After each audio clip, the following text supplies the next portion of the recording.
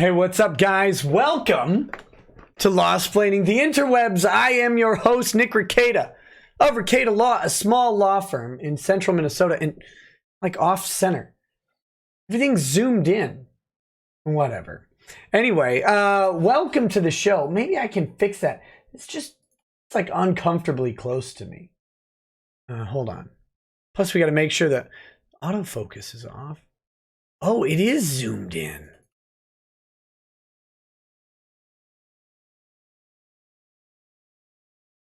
We're going to do just a little bit less.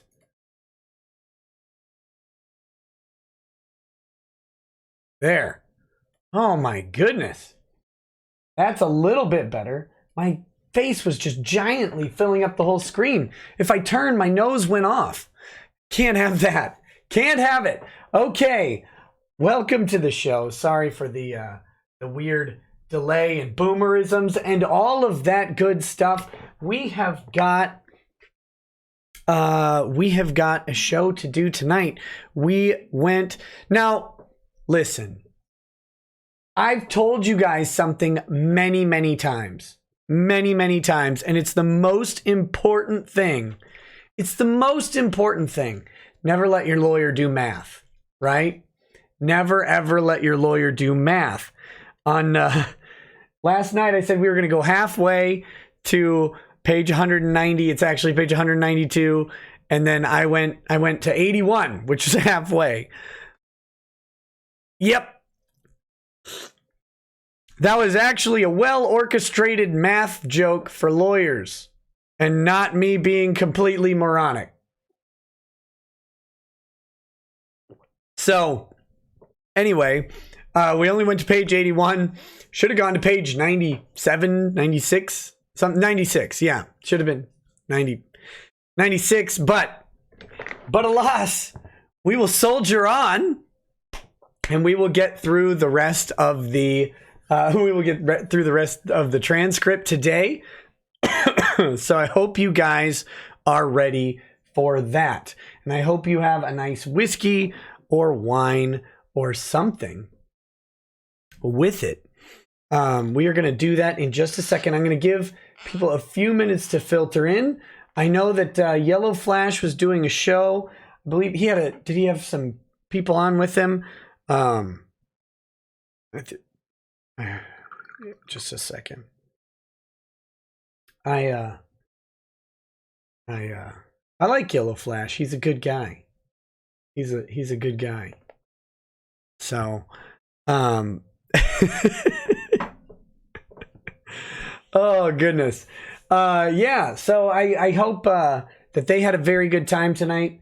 Always good. I hope to be on his show sometime soon. Because I haven't talked to him in a while. And that would be a lot of fun. Man, he had a whole bunch of people. EVS, Cecil, Malin, Anna, and Tug. That's awesome. All right. So today, like I said, we're just going to kill a little bit of time, go over what's coming again, just in case some people missed it yesterday, for a very short recap, and then we're gonna go into it.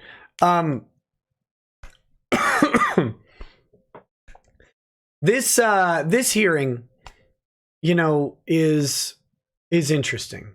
This hearing is interesting because I don't know if people got the understanding from, if they picked it up from this case. Lemoine isn't any good in a courtroom. From everything I've seen. Maybe in other cases he is. I don't know if it's the blood aids that got him on this one, or if it's his obsession with me that is throwing him off, or his just moronic clients. I don't know what it is. But in this case, Lemoine's court performance has been really poor. Now, don't misunderstand me. Lemoine's results at the hearing for the main thing were pretty good, right? He ended up getting all of the counts dismissed for his client. Although He didn't get them all dismissed at the hearing. That's a subtle thing to remember here between all four of the defendants and the counsel. John Volney got all of the stuff against Funimation dismissed. And Sam Johnson got every count against Jamie Markey dismissed. Lemoine was unable to get all of the counts against Monica and Ron dismissed at the hearing. Now, they did get dismissed later, that is true. But the other counsel in the room seemed to have no problem with that. I don't think Lemoine realizes he's awful in court. Mainly because I've seen what he types on Twitter. And on Twitter, he thinks he's pretty good in court. But you know, that's how it sometimes goes. He is not very good at it. He's not a quick thinker. He's not adept. He gets stuck on a particular line of thinking and questioning and runs with it. And that can be good if you know you're right. The problem is Lemoine thinks he's right. And we see this, and you're going to see a lot of it today on the GoFundMe. They're going to focus on the GoFundMe aspect of the case, and they're going to focus on, I guess maybe a little bit of me involved in that, because Lemoine cannot get this thing out of his head. He cannot. It's impossible for him to get the GoFundMe out of his head. It haunts his dreams. It haunts his pornography. It haunts everything he does. Dreams. I think that's the only two things that he does, if I'm not mistaken. He's just unable to get around this thing. And if he was paying attention, and if he read the GoFundMe terms, and if he didn't think that I was committing a federal felony, he would understand that this is not profitable for him. Lemoine is an interesting cat because of this. This is what makes him interesting. Sam Johnson isn't that interesting. John Volney isn't that interesting. Someone mentioned John Volney sounds like Kermit. I mean, he should. He kind of reminds me of a Kermit. Once they mentioned that, I was like, oh yeah, that's a Kermit. That's a Kermit right there. But yeah, Volney and Johnson did okay. When Lemoine started, now maybe this is my fault. I didn't really go through the transcript of the TCPA hearing because a lot of other people did, and I didn't. I don't know what value it would have now. I guess at some point I could go through it. I may go through and do snippets. I don't know. I talked about the hearing a lot because I was there. And so then other people did the transcripts, and I thought that was good contribution. Have them do the transcripts, me talk about my own experience, and that was fine. But I don't know if I communicated well enough. How much the judge seemed to just dismiss Lemoine. Okay? When he brought up the PowerPoint presentation to show their side of the case, it did have a picture of a dumpster fire. And Your Honor, this case is a dumpster fire. That's how he started it. That's not a joke. That was not ironic. That was what he did. And the judge was like, I don't care. Get to the argument. It was instant and immediate. Now, he's not the only guy in the room with a PowerPoint presentation. He was the one guy who the judge didn't want to hear it from the fastest. So, anyway, it was a weird performance in court. But that said, I hope it's coming through now. This is Lemoine's performance in this hearing is the same as his performance in the other hearings. It's not good. He got a good outcome. Now, a lot of times, a particular lawyer's performance at a hearing, not all the time, but a lot of times, as long as their briefing was good enough, their drafting was good enough, or whatever, their actual in-court performance isn't going to make or break the case. It can, It's not always. It really just depends on a lot of different factors, and it depends a lot on the judge. Judge Chupp was on a rampage for whatever reason that day. Maybe he was pissed off at Ty's filings. Maybe he was pissed off at them doing the second amended petition. Maybe he was pissed off about the notary stuff. Don't know. Don't know why, but for whatever reason, Chupp was not, he was nonplussed, we'll say, going into that hearing with Vic's side, and he put a high burden on them to perform, and they didn't. They didn't perform at whatever level he thought was necessary. But that doesn't mean that the other lawyers did particularly well. Again, I think Sam Johnson did the best that day. I think Volney did second best, not that he was particularly good, and Lemoine did terrible. That being said, in this hearing, he clearly did not do very well.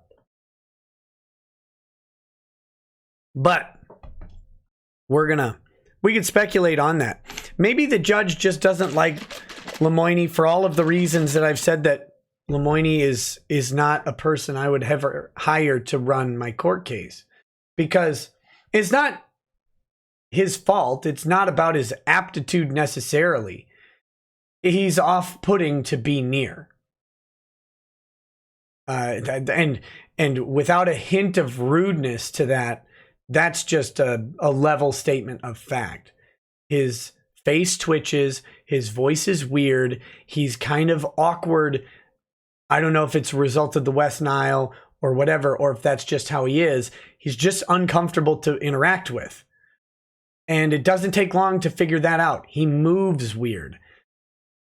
That is not a reflection of his ability. That's a reflection of his charisma, right? Charisma score of 7 or something. And that can be a fine briefing attorney. They can do all sorts of stuff. I wouldn't want him representing me, because if you get someone who's shallow, and I don't know if Chupp is shallow, but Chupp's a relatively handsome guy. His hair isn't, too gray or anything.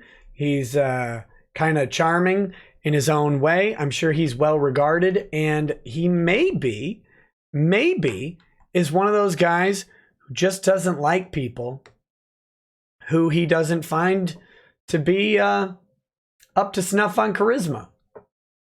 Believe me, those people exist, and those people exist in places of authority and power because they tend to be charismatic, and they get a lot of affirmation from people around them. And sometimes that leads them to disdain people who are less charismatic. It's just the way it is. All right. Anyway, we'll Leighton gave for Chupp. You got me. Somebody sent him death threats. I was sending him flowers and chocolates. All right. Let's read through these super chats, and then we'll get this party started. Oh wait, I need to. I don't know why you guys needed to hear, oh, wait, I need to. That wasn't for you. That was for me. There we go. All right. So, West Nile Chan says, I wonder if Monica is getting screened by Chris Sabat as she tries to confirm that he'll cover the difference in her awarded fees and sanctions. Ron holding the financial snack tray and Gatorade for Sabat. That's pretty funny. Cullen Kerr says, when the Patriots lose, America wins. God bless. Hey, God bless back to you. Reek says, evening, Nick. Hope you got a good glass to toast irony, because the funeral procession for Qasim's remains were hauled in the bed of a Chevy Silverado as everyone was chanting death to America. There you go. And if you I did a short video prior to the show about, I guess, Trump's requirement to discuss this action with Congress. Although, interestingly, they have sent formal notice to Congress about the action within 48 hours, which, just real quick, Let's see.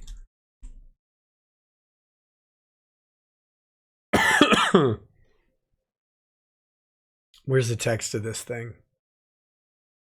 Oh, come on. Where's the text? Here it is. This is where's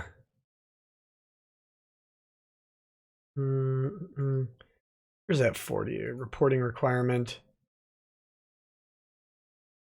Let's see. Here we go.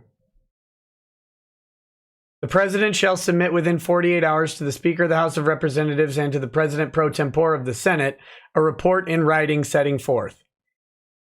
Within 48 hours. Not prior to.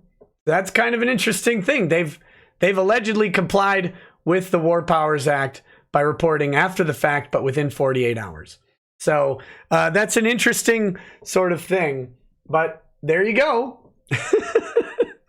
It's a strange time. I certainly don't want another Middle East war, but presidential power questions are always interesting because we've been taught for our entire lives that the president, my generation, probably y'all's generations too, that the president is far less powerful than the president actually is. And that's because the presidents have largely not seized the power that they have. They are quite literally kings that change out every 4 to 8 years. So, again, whatever side you are on that, it's an interesting discussion. That's the thing. So you can check out the video I did or not. I don't, whatever. Uncivil law says someday I hope you will teach me how to speak for long periods of time. Tried to cover the GDP decision. Burn my throat out in 2 hours. Sucks. Oh man. Well, email me. We'll have long discussions and talk about it. Caden Cheney says, hey, Daddy Rackets, I was hoping I could get your opinion on the new federal tobacco law that makes the smoking age 21 nationwide. I think it's garbage that it's no longer state's choice. Here in Texas, we had a grandfather clause. Well, sorry, man. It's Congress under the Commerce Clause has the authority to regulate regulate commerce between the states, interstate commerce. And under the Supremacy Clause, their regulations supersede state regulations when it comes to commerce. So there you go. And we can have a long discussion about the Commerce Clause and the authority. It is the source of the war on drugs, the very successful war on drugs. That's Commerce Clause, baby. But no, I think it's stupid. Raising it to 21. Does anybody who's 18, 19, 20, or 21 not know that smoking is bad for you? Do newborns not know that smoking is bad for you at this point? There is so much latent tobacco education in the world, in the United States, but only the United States, really. Like, in France, what's the Robin Williams joke? We give a cigarette to baby. We don't care, right? There's nothing. It's the United States, which is really, really on about it. But there is so much latent tobacco education mandated by all sorts of lawsuits and regulations. Like, does anybody think at all that it's not bad for you?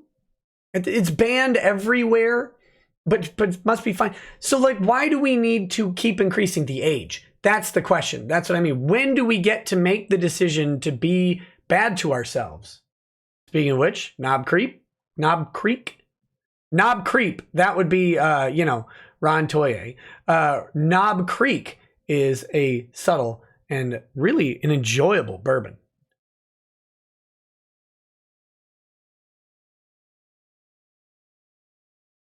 All right, next. West Nile Chan says, now this is a story all about how I paused the lawyer, burned his brain down. I'd like to take a minute, just sit right there. I'll tell you how I stole Lemoine's heir. No, West Nile Chan, wrong. Bad mosquito. Can't You Mike says, please give your thoughts and our prayers to my Oma. We just had her taken to the hospital for congestive heart failure, and there's so much more I need to ask her about. Thoughts and prayers, buddy. If you can, be with her. Be with her. E1337 Neo says, Jay Sean Lemoine says, we had Westlaw research costs, we had parking costs, we had mediation costs, we had inhaler costs, we had CPAP costs, we had nebulizer costs, we had consluts costs, we had sacred ointment costs. Oh, okay. All right. Oh, and one final thing. I don't know if you guys saw, but apparently the FDA did end up banning lots of flavored vape juices as well. So even if you do the vape thing where you're not like ruining other people's days with a nasty smoke smell or whatever, and you're just trying to get your own little nicotine buzz, but have it taste like mango instead of tasting like chocolate starfish, sorry, that's out too. You don't get to do this. You don't get it. You don't get to have it. And why? For the children. For the children.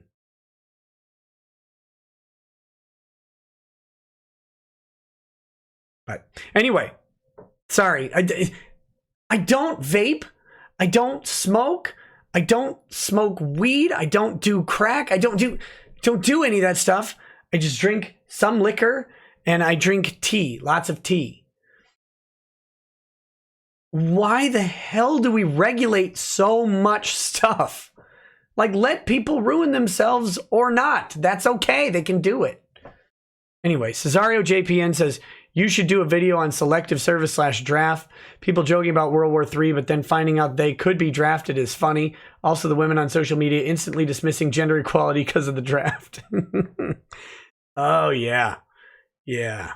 Well, they never, never want that draft. Well, what do you mean? What do you mean I could get drafted?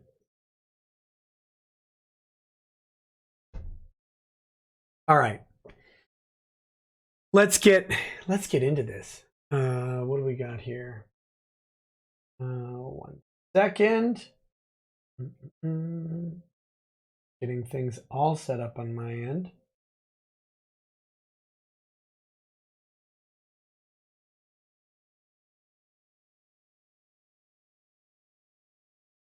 That's it. Okay. And I know this is great. Top shelf performance here. There we go. Here it is. Here is the GoFundMe we're going to be hearing a lot about right now. We're at $267,920. Creeping ever closer to that 270,000 amount. We have Justin Ferris, Joseph Stonebreaker, Curtis Price, Roger Bjornerud, Venom Snake, Greg Casson, Scott Higginbotham, Annabelle Haha, Anonymous, VC, Mickey Goins. Thank you for your donations.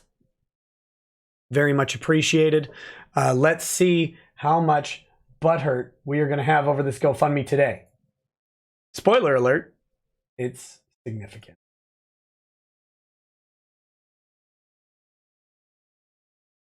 There we go. Here we are. We are on page 81.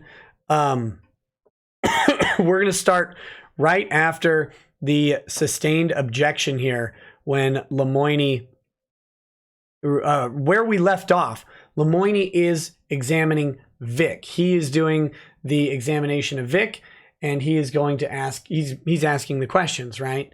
And so now Vic is on the stand, Lemoine is asking, and we will have that. Someone requested I do Vic's voice as well as Lemoine's.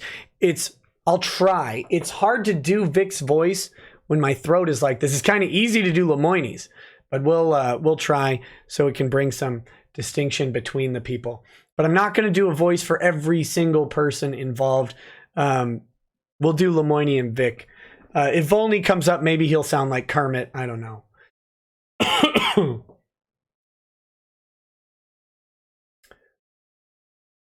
All right. Paddock SA.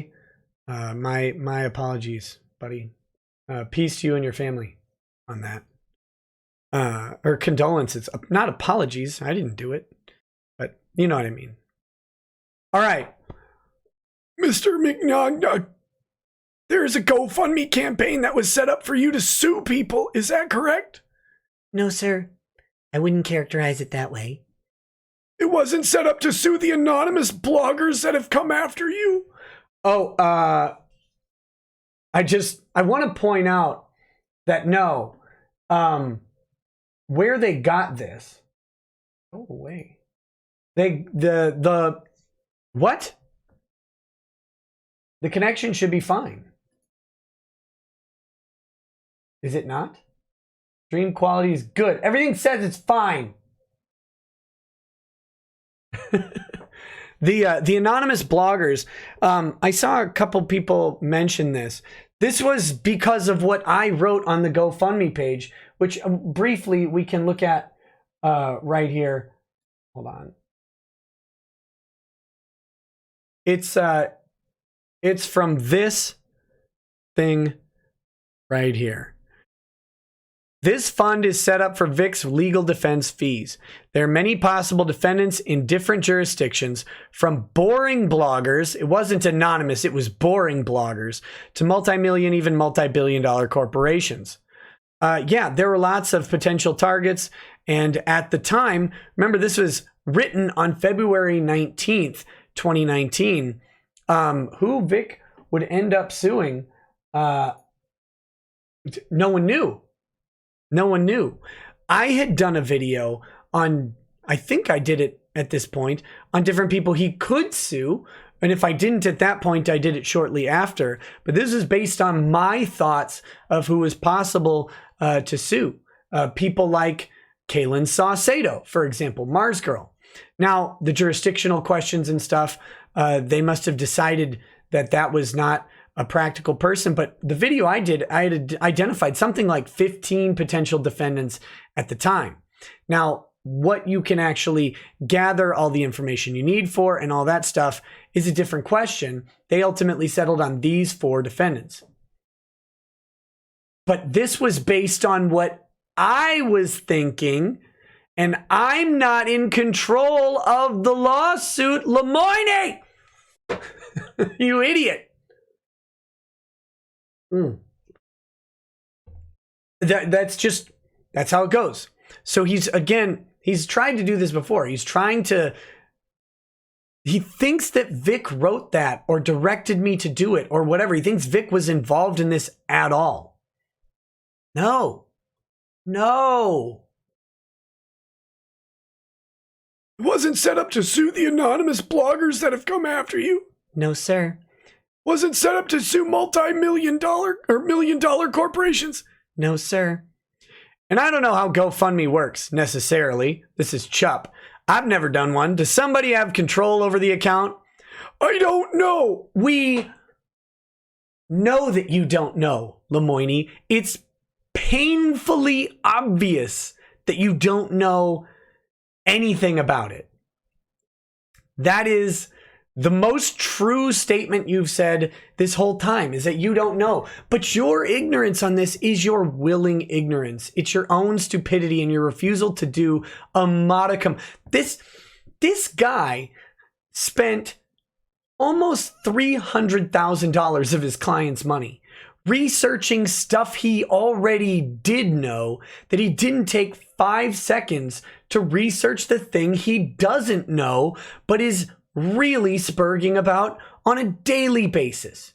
Like imagine that he legitimately can charge $500 an hour to someone to do research and has done so.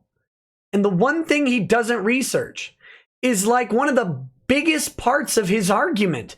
How much time has been dedicated to arguing about this GoFundMe? Thousands of words, tons of hours, and he didn't even look it up. He didn't look up how it works. I don't know. I was trying to get to that. Because that is a question you should ask him. Chupp, Does he have control over that money? Just like a regular bank account. I mean, he doesn't have control over my bank account, so he can't write a check out of it. Does he have control over this bank account, the GoFundMe account? It's not. No. That's a short answer. No.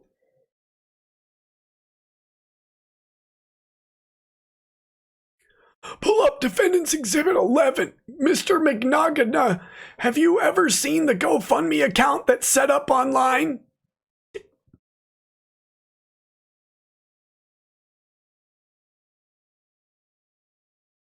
It's in an IOLTA trust account, Lemoine. Nobody sees the GoFundMe account that's set up online. Unless you mean the page, like the GoFundMe page. Do you mean the account? This is an unclear question. I would not, yeah, I don't know.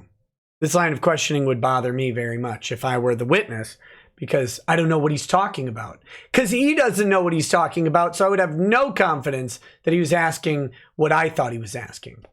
But anyway, Random Blaze says the FDA went after the flavored vape liquids because it tested the highest in vitamin E, which is what has been killing vapors everywhere through acute vitamin E poisoning. Sounds good. I'm not 100% sure I buy that, but we'll see. No, sir. You've never seen it before? I don't go to it. I don't look at it. Do you? And I have no control over 1 penny of it. So you don't? Do you get invoices from Mr. Beard? Sir? Do you get invoices? Legal invoices? I have not. So you don't know how the money is being spent at all? No, sir. I trust my attorney. And you've never seen this page before? No, sir. What about in the deposition? I'm sorry? What about when I showed it to you in the deposition? Oh. I'm sorry. When you showed it to me in the deposition, yes, sir, that was the first I had seen it. All right. And you know an individual named Nick Rekieta. Nick Rekieta.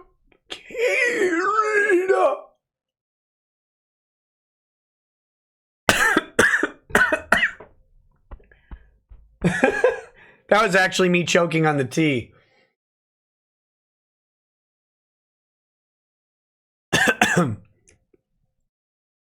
Yes, sir. You met him sometime in February of 2019. Objection, Your Honor. Relevance. Just real quick, do you have any control over this GoFundMe account? Like, Judge is like, oh, this guy's insufferable. Not a thing. Can you direct money out of it? No, sir. Okay, so if you can't direct any money out of this, I mean, you might as well ask how much money they have in their account, too. He can't do theirs unless you have proof that he does. Do you have any proof? No. Sorry. I've got I've got to do it. I've got to do it. Where is it?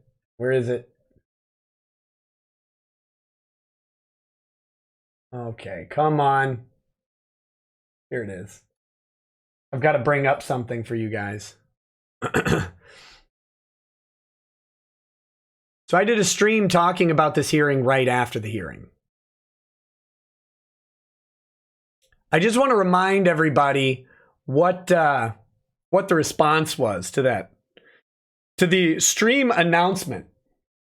Okay? This is the response to the stream announcement. This is Alan Rawls. Alan Rawls is a law student. I believe he's still a law student who is the person who decided to take my grandfather's will and post it online and incompetently misread it, only to be corrected by a friendly to him estate attorney and ignore that correction. Because remember, guys, this is a law student who can't read a will. He certainly wasn't going to listen to a practicing estate attorney with decades of experience explain to him in a friendly way that he was wrong. No, sir. No, sir. That's the same Alan Rawls who's tweeting here. This guy is absolutely retarded. The garbage human beings who got Vic on the hook for thousands of dollars and nuked what was left of his reputation. I'm glad he's talking about Monica, Ron, Jamie Markey. We'll be doing a show tonight. Oh God, who would want to watch that show? Whipple Mark. So he's begging the Twitch lawyer with like five viewers. Will you have the time, patience, and energy to do your hilarious live tweeting? Save us, Whipple Mark Canopal. You're our only hope. Because these guys have good jokes, right? Oh, you guys can't see this as easily. Let's. Lemoine's response is, I'll shrink it down so you can see it. Don't do it. Just ignore it. Don't do it. Just ignore it.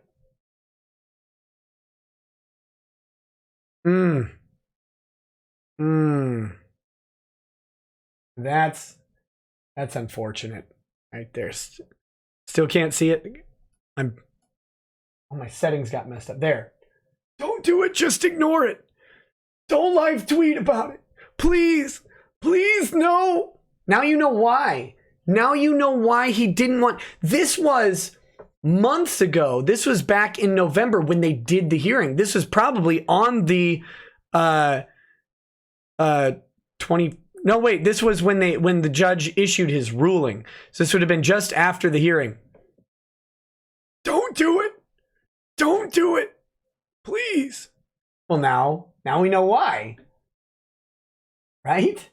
He did abysmally at this hearing.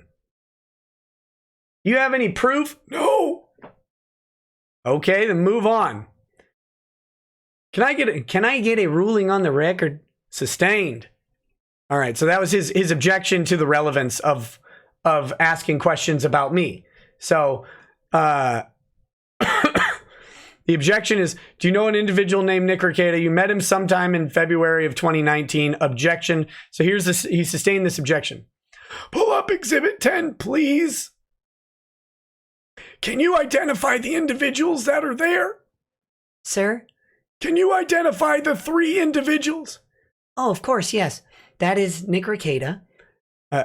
Your Honor, I would object. Again, relevance. Overruled. I mean, he can identify people. Yeah, but what's the relevance? We need the relevance here. But okay. Go ahead. That is Mr. Rekieta, Your Honor, on the left of the photo, and me and Mr. Beard on the right. So, we've got, this is the anime Matsuri cigar smoking photo that really pissed people off. Where they were too dumb also to realize that we were in a designated smoking area outside because these brain dead people. So they literally threatened to call the Houston police to have them come police our cigar smoking. Law Twitter. Really high class thinkers there. But it was taken in Houston at Anime Matsuri. Yes, sir. How long ago? When was that? April, I think. I think it was July. It was like July, Vic. I don't remember exactly. That was actually the first time I ever met Mr. Rekieta. You mean met him in person? That's what meeting people kind of is. Usually. I mean, I don't know.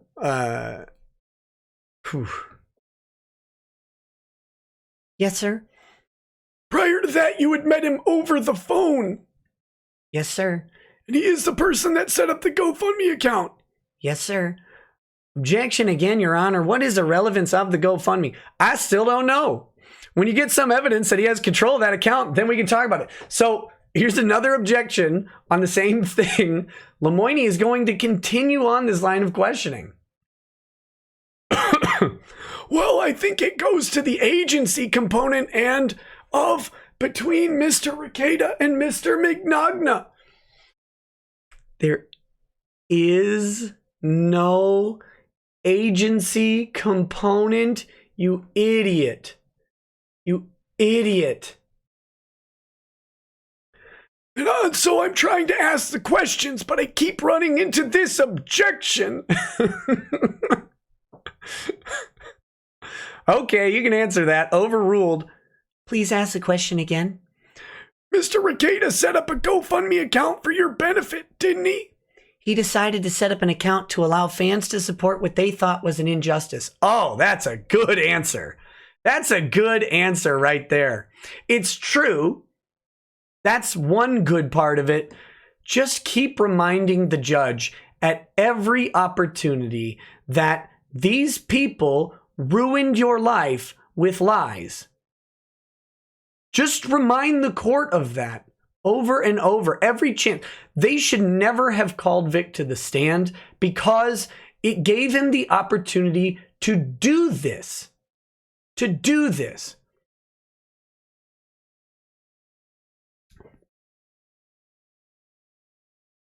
Namrek Isto says, I heard this at work today. Lemony Snickers, a series of unfortunate filings. Polar Bear Yago says, Jeebus Nick, I'm playing State of Decay 2 and I can't tell the difference if there's a zombie behind me or if you're talking in Lemoine voice. Yeah, just never wake up to that voice. Nat M. Portant says, I lost my dad New Year's Eve. I'm not telling you this for sympathy, but to let you know that this year is a great time to forgive. I thought I didn't care about my dad until the moment I learned I would never see him again. Thanks for sharing, man. Yeah. You have my sympathy, whether you wanted it or not. But yep, it's always a good time to forgive. Really is. Wish the defendants would understand that. But, you know, who knows? Okay. So he set up money. He set up an account to fund a lawsuit that you didn't approve of. Objection, Your Honor. That's a mischaracterization of his testimony. You know why he set it up? Well, I didn't ask him to do it, Your Honor. And this gentleman contacted me and said that he had been following the case and felt like it was a great injustice. When I decided that I was going to move forward as a last resort for the lawsuit, he told me he was going to set this up. And I didn't really feel great about it, but he said, listen, you have a lot of people that care about you and feel like you are being wrongly accused and they want to help. Allow them to help. So I said, okay. I had no idea what would ever come of it. It could have been $10 or it could have been $20. I don't know. Yet again, a great answer. A great answer. Also true. Okay. Are you going to be asking me to sanction him based upon what's in the GoFundMe account?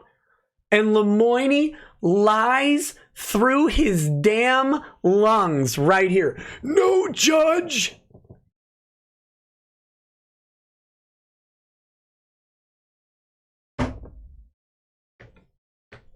I can't stress enough. I can't stress enough the lie in this.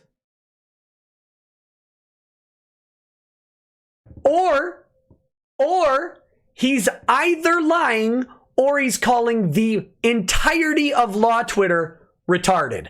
One of the two things. He did one of those two. Because remember, all of the brain masters of Law Twitter, Mike Dumford, for example, have said over and over and over how much of a liability the GoFundMe is because Lemoine will use it to sanction Vic based on the GoFundMe amount. Over and over and over again. I'm pretty sure it's in his briefing on this that he should be sanctioned because of the GoFundMe as well.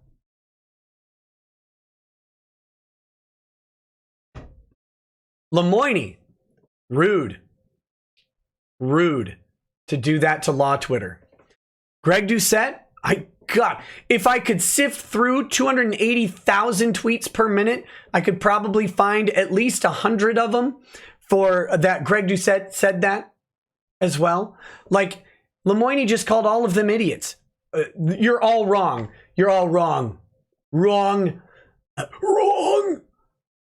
Wow. And why are we talking about it still? Because Mr. Rekieta is an arm of Mr. Mignogna. and the Beard Law Firm. I'm an arm? And has done things. I've done things.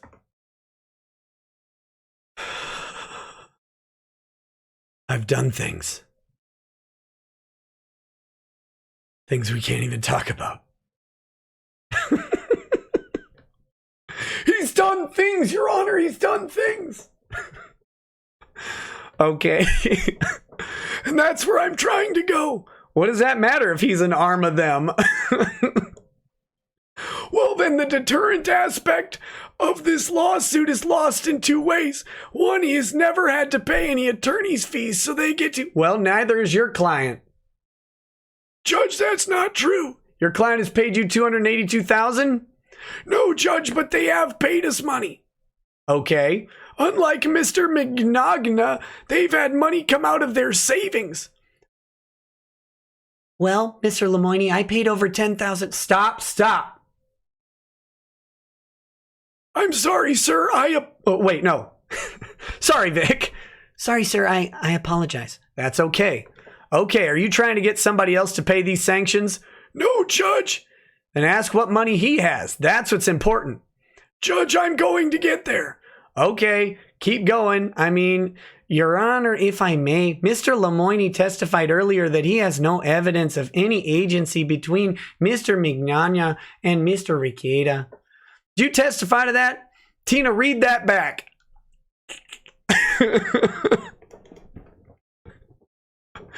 Yes, Judge. I literally don't get to sit in on their conversations.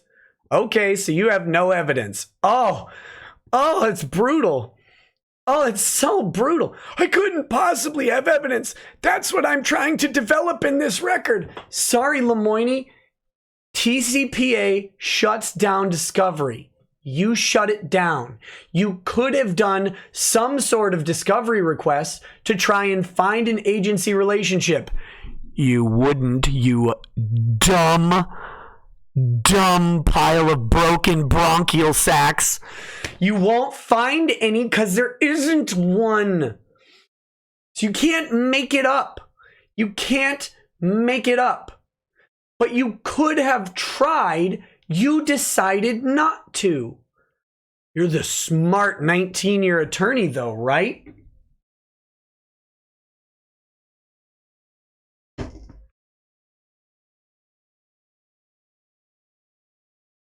Okay, I'll take your word for it. If I may, Your Honor, today is not the time for him to try to do that. Okay, we'll ask your next question. Mr. Mignogna, you helped Mr. Beard and Mr. Rekieta get to talk on a panel at Anime Matsuri, didn't you? No! Oh my God! Stupid man! You stupid...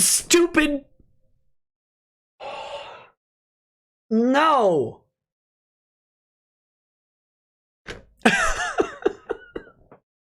You don't... Your clients are in this business. How do you not know any of this stuff? This is so simple.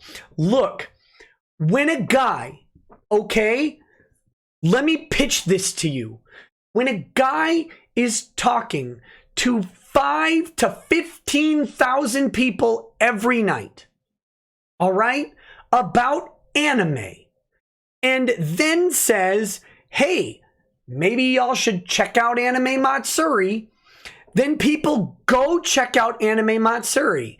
And then an Anime Matsuri might look and go, what the hell? We got a boost in views and stuff like that. We got some more attention than normal. What's going on? Oh, there's this guy out here talking about our show and people are responding positively. Huh.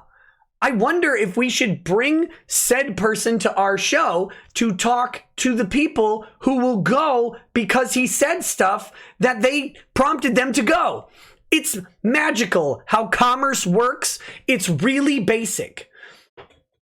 You know what, Lemoine? If you advocated for an inhaler company, if you're like, this inhaler helps me not die, and 10,000 people buy that inhaler, I bet the inhaler company will send you one for free if you'll just say it again.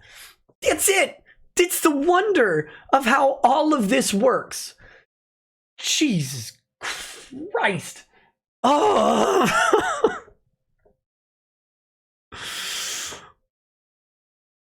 No, sir. You had nothing to do with it? Nothing to do with it whatsoever. The lower picture in Defendant's Exhibit 10, that's a picture of you and Mr. Rekieta a few months ago in Hawaii. That was at a convention that I was invited to, correct. Mr. Rekieta flew out there to meet with you. Mr. Rekieta brought his family out on a vacation, and I had nothing to do with that.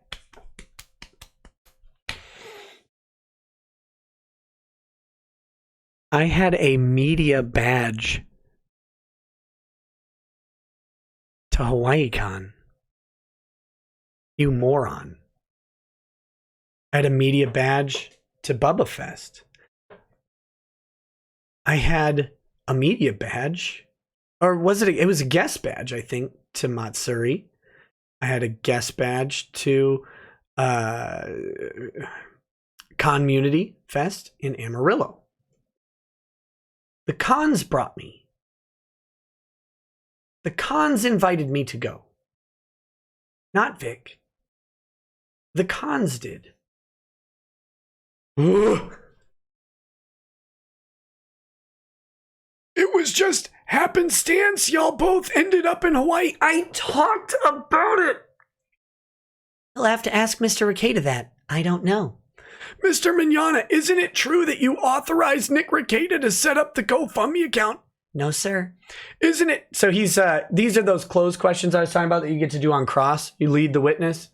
And if you're ever a witness and they're doing this to you on cross, answer truthfully, right? But be very careful on the yes or no. They're asking questions in a specific way and hold them to every pedantic word, every pedantic and semantic rule you can think of on their questioning.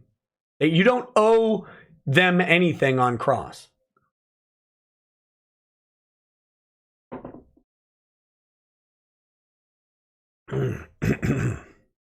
Intimidator 0108 says, "Hey Nick, how's it going tonight? Got some smoked salmon and barefoot wine called Rose. You mean rosé or just Rose? That I'm drinking now after going out for sushi. Here's $20 just to piss off Lemonhead, Monica, Jamie, Ron, Renfamous, and Arms Girl." Well, thanks, buddy. Enjoy your salmon and wine. West Nile Chan says, "In Fort Worth, Texas, hatched and raised in Lemoine's yard is where I spent most of my days. Sucking blood, flying, and infecting the birds. Can you believe he didn't spray his lawn? The turd." Come on. Knock it off. You gotta stop. West Nile Chan says, "Then that bald fat lawyer who was probably gay started stupidly messing with my anime. I gave him one little bite, but he didn't care until he was in the ICU gasping for air." Why don't you record that? Oh, that's great. Forever229 says, "I'll be back. I gotta play Woes Bad real quick." Okay, sorry. No, sir. "Isn't it true that the plan between you and Mr. Rekieta was that you would file a lawsuit funded with the GoFundMe account, and Mr. Rekieta would spend night after night bashing the defendants and witnesses? Isn't that what was the plan?" Absolutely not. No. No. No.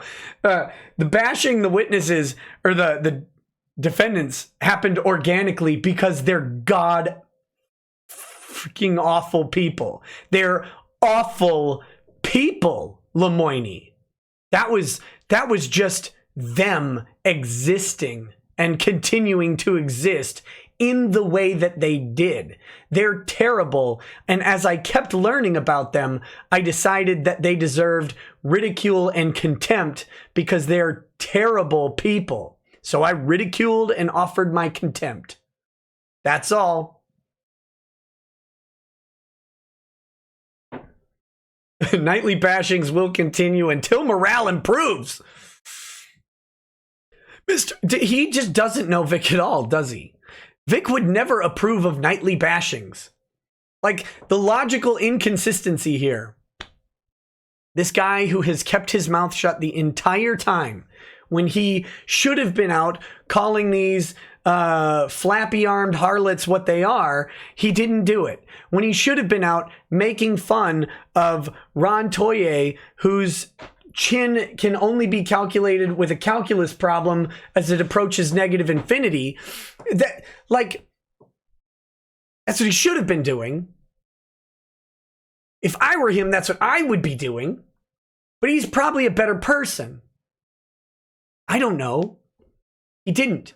It's so inconsistent with the two obvious characterizations that we have here that we would hatch a plan together to do it. No. Mr. Mignogna, isn't it true that the purpose behind the lawsuit was to try and shut up all of the people who are accusing you of misdeeds online? Literally, no. He didn't ask for a single injunction. He didn't ask for anyone to be silent. He never came out and said to be quiet. And he only went after 4 of the detractors who caused him the most damage. What the hell is wrong with you? Absolutely not. You know what a Discord server is? I've heard of it. You've never used a Discord server? Not that I am aware of. You've never communicated with Mr. Rekieta on a Discord server? Not that I am aware of, no. Is he serious?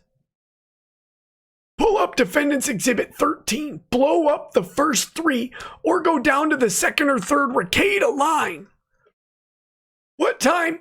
When did you first start talking to Nick Rekieta? Mr. Rekieta, I'm going to answer your question. Mr. Rekieta contacted me by email unsolicited. I didn't know him, never heard of him, and he contacted me early on in this situation.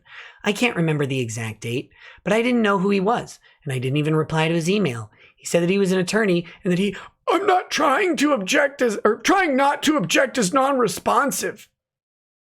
Why? My question is, when did you start talking to the man? After somebody told me that there was an attorney online who was being very supportive of my case. I looked back at the email and put it together that it was the same gentleman, and I emailed him and thanked him for his support. What time of the year do you remember back in?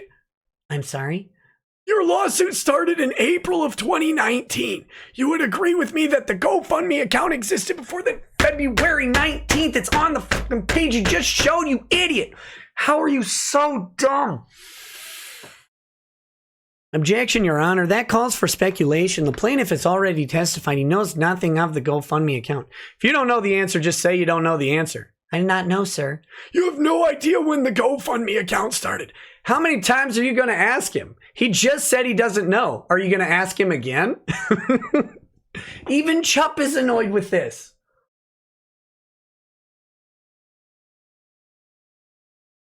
Mr. Mignogna, isn't it true that you have been talking to Nick Rekieta since February of 2019? Talking to him? Yes, sir, of course. Okay, in fact, you've been talking to him as early as February 15th, 2019, haven't you? I don't know the exact date.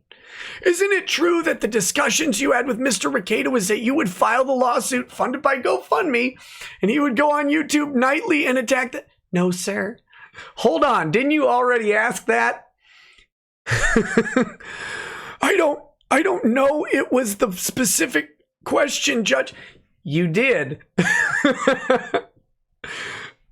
When the judge is like, come on, this is embarrassing. This is pathetic lines of questioning here. He doesn't know what to do. This is what I was talking about earlier. He's fixated. He has tunnel vision. He can't figure out what to do. The man can't think on his feet. He can't even stand up for a prolonged period of time. And when he does, all the blood goes to his lungs to keep him from dying, so it leaves his brain. He definitely can't think on his feet. He doesn't even know he asked this question. Should this guy even be practicing law? And that's a real question here. His practice of law, maybe, not saying someone should step in and fix it. Absolutely not. I don't think that's the proper way. But he may have an ethical obligation to keep his ass out of a courtroom because he cannot do this. He can't do it. This guy bragged about trial keeping him sharp. Buddy, You're as sharp as a freaking bowling ball. Mr. Mignogna, isn't it true that there are online magazines that wrote articles about you that you might sue? I'm sorry? Isn't it true there are online magazines that wrote negative articles about you that you might sue? I've never made a decision one way or the other on any other filings. Okay, so there are other defendants out there that you might file a lawsuit against. I've made no decision about any of that. Are they the ones that actually interfered with the conventions that we saw in Defendants Exhibit 9? I don't know, sir. Because we know it wasn't any of the defendants, don't we? No, we don't know that, sir. Oh, that's a good answer. That is a great... We don't know that, do we? Mr. Mignogna, isn't it true that you endorsed the GoFundMe account? Objection, Your Honor. Asked and answered on multiple occasions. What do you mean by endorsed? Pull up exhibit. Judge, if you'll allow me, exhibit 12. You can pull it up. Mr. Mignogna, isn't exhibit 12 your endorsement on February 20th, 2019 of the GoFundMe account? I told him that if he felt strongly about that, I had no problem with it. Objection! Overruled. Mr. Mignogna, when you sent this tweet out, you had over 113,000 Twitter followers, didn't you? I don't know how many I had at the time. Actually, I don't think you did. Pull up defendant's deposition, page 49. Can his mic... Oh, Vic! Sorry. Vic. Looks like Vic was just contracted by Christian Dior to advertise Sauvage for men. Can his mic be turned up, Your Honor? I hate to keep asking you to repeat, but I'm having a hard time hearing you. I'm sorry.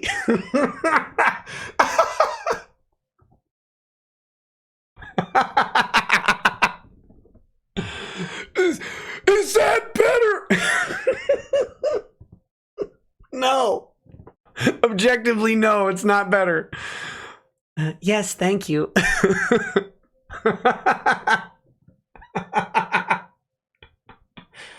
Oh, okay. Whew. Earlier at a deposition, we were discussing the same endorsement of the GoFundMe campaign. Do you recall that? Yes, sir. Do you recall me asking you a question? Okay, so when you tweeted this out to your people, what do you mean your people? You didn't say, to all of your followers, how many do you have? And your answer was what? Roughly 113,000. So a couple months ago, you knew you had 113,000 Twitter followers, right? Roughly, yes, sir. Okay, so you endorsed the GoFundMe campaign, did you not? Can you define endorse? How about I approved his fine offer and I'm so grateful? Is that endorsement? When somebody offers to help you and you are drowning, you accept help. So you endorsed the GoFundMe campaign? Your Honor, I'm going to object again. We have now spent nearly an hour talking about a GoFundMe account. Oh, sustained. God. And he goes right on. Like, this guy, an hour. He has spent an hour in court. Mr. Mignogna, when you talked to Mr. Rekieta, didn't you identify a number of other people or entities beside the defendants that you intended to sue? No, sir. So if Mr. Rekieta said that to anybody, that would be untrue? Hold on. If he said that to somebody, that would be what?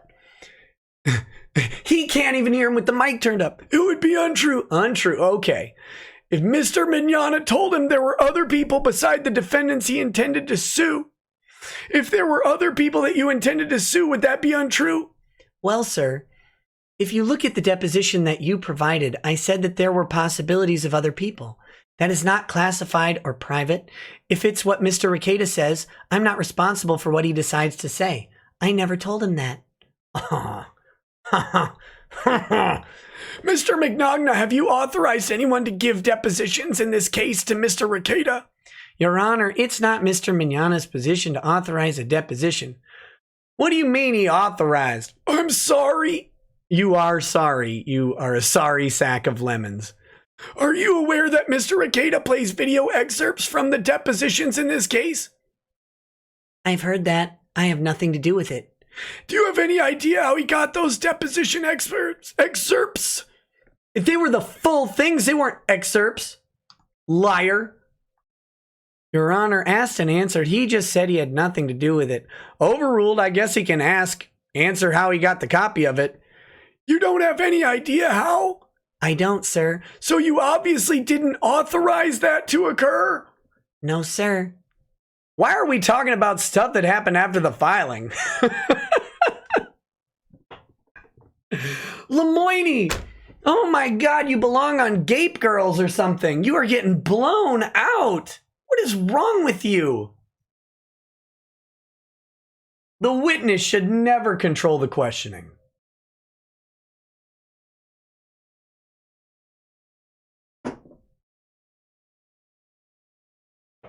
Because it goes to the deterrence component, Judge. What happened after I think I laid the...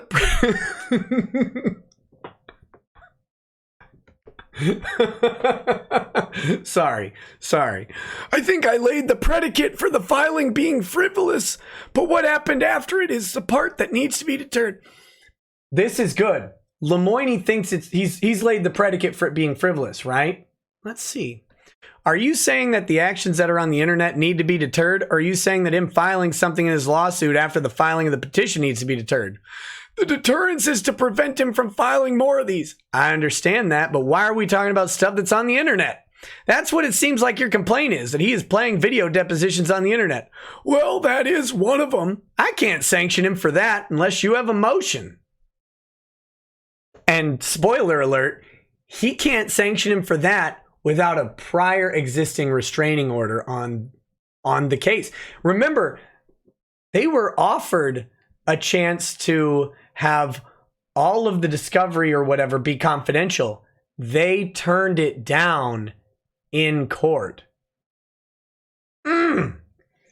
Oh, how can you turn it down? You wanted no confidentiality, no redactions. You wanted nothing at all. Remember that, Lemons? I mean, it was Casey Eric, but you were on the case back then. You said in court that you wanted it all public. Can't go after him for sanctions on that. Try. That would be even funnier. Well, it's not it goes to the deterrence components. He doesn't have to pay attorney's fees. He's got other people he wants to sue, and he's allowed this lawsuit to be a vehicle to let Mr. Rekieta, go crazy on the internet. I'll object to the last portion of that statement there, Your Honor. Or wait, no. I'll object to the last portion of his statement there, Your Honor. Do you the witness? Oh, that's a mistake. This should read the court. That's a transcriber error, because I don't think Vic is asking, do you represent Mr. Rekieta? You represent Mr. Rekieta? No, Your Honor, but he's mischaracterizing Mr. Mignogna's testimony. Oh, okay. Nowhere did Mr. Mignogna say that I'm allowing Mr. Rekieta to do anything. Well, let's get to something relevant. Good luck. Good luck, buddy. He doesn't know what is relevant. He's stupid. He may be unfit to do trial. He may be unfit to examine witnesses. All right. Mr. Mignogna, what is your net worth? I don't know. You testified. You submitted an affidavit in this court that you've already made $161,000 this year. Is that correct? I don't know an exact number. Does that sound about right? I suppose. Just say, I don't know again. That'd be my advice, but whatever. When you sold your house after Judge Chupp granted or transferred into a trust after Judge Chupp granted the first motion to dismiss against you, how much money did the trust pay you? I'm sorry? You transferred after Judge Chupp on September 6th granted the partial motion to dismiss. You transferred your home into a trust, didn't you? I had been in the process of doing that for a while. Just answer the question. Did you transfer it into a trust after I signed the honor? Your Honor, I'll object to the relevance. Overruled. Pull up Defendant's Exhibit 15. Hold on, you don't have to pull it up. Okay. Did you transfer it into a trust after I signed the order? It's a simple question. I don't know. Okay. And he doesn't. That's the beautiful thing about this stuff. Do you know the exact date you did something, the exact time? You know, when the judge signed the order? That's the real question. Vic may know when he signed the document. Does he know when the judge signed the order? Does he remember what date that was? I don't. I'd have to look it up. Do you remember it on the stand under pressure? Probably not. Pull up Defendant's Exhibit 15. Blow up the first paragraph. Lemoine's calling for violence against a paragraph. Down a little. There. Have you seen this document before, Mr. Mignogna? Yes, sir. Scroll to the last to the signature page. Page 2. Blow up that. Lemoine is ISIS over here blowing everything up. Oh my God. He's like Trump and Obama with drones at his command. Is that your signature? Yes, sir. And blow up the date. He's trying to kill a whole date? So it was September 2019, September 18th to be exact, when you transferred the house to a trust, correct? Yes, sir. He should have said, it appears that way. That's what I would have said, because he's showing him the document right now. It appears so. How much money did the trust pay you? Objection, Your Honor. Relevance. Overruled. I don't understand. The trust didn't pay me anything. Nothing further.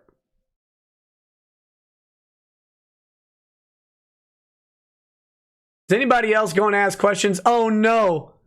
Nothing from Funimation, Your Honor. Nothing from Miss Markey, Your Honor.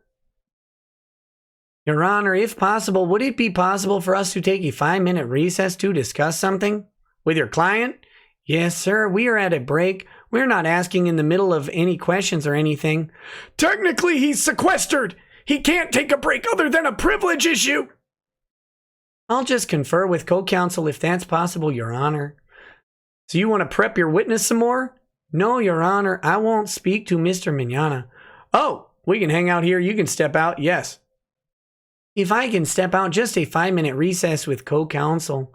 Oh, okay. That's fine. You don't have to sit right there. Just don't go out and talk to your attorney. Yes, sir. Okay, that's fine. 5-minute recess. I don't know how to do An Lee's voice.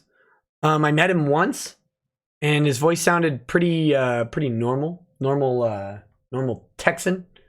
So, but I'm already doing Texan for Chupp. So, An Lee, you get my scratchy throated voice. I apologize. I apologize, my man. That's what I got for you. Your Honor, just a point of clarification. I'll lower it. I'll lower it a little bit. Your Honor, just a point of clarification. None of the other counsels are actually going to ask any questions. Just for efficiency purposes, I didn't want to go up and go through the direct while they still had questions pending. You don't want to go through the direct while what? I believe, Your Honor, you asked before we took a break if all the counsel over here were done asking questions of Mr. Mignogna. That's what they said. They said they're not asking questions. You don't have to ask any questions either if you don't want to. Well, I have a couple of quick questions. I'll let Mr. Volney take a seat first. Okay. May it please the court. Recross examination. It is weird. They started with cross examination, but okay. Mr. Mignogna, there was a lot of talk about cancellations that occurred earlier that I believe Mr. Lemoine spoke of. Did you ultimately have cancellations as a result of what you believe this whole Twitter fest, as we'll call it, after that occurred? Yes, sir. Okay. Hold on. Objection! Calls for him to speculate and calls for hearsay. Sustained. Mr. Lemoine mentioned earlier a little bit that he believed that, or he stated that Funimation had no direct cause to the canceling of any of your events. Do you recall that testimony a few minutes ago? Yes. Now, But you are familiar that Funimation. Are you familiar that Funimation made some tweets regarding you? Yes. And do you recall any of those retweets? I didn't memorize them, but I know the basic gist of them. Were they part of the reason why you brought the lawsuit? Yes, sir. And do you believe to this day that largely what Funimation did is what you believe was the backbone of the problem that you received as a result of, or as part of this case? Objection! Calls for speculation and hearsay and is leading. Sustained. All three of those are true. Call for speculation and hearsay and is leading. Although they may be, Anli doesn't have to go with it. He asked the question and that's enough, right? Asking this question is enough. But he could have maybe argued that he's asking for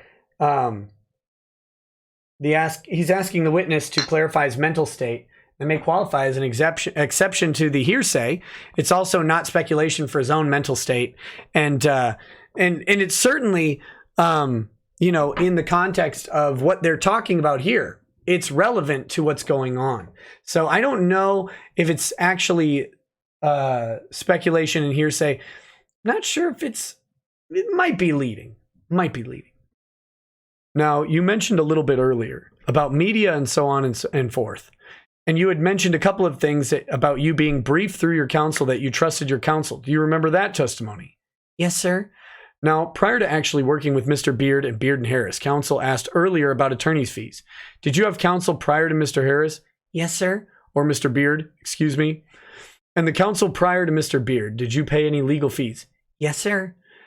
And what was the result? And was that a result of this case as well? Yes, sir.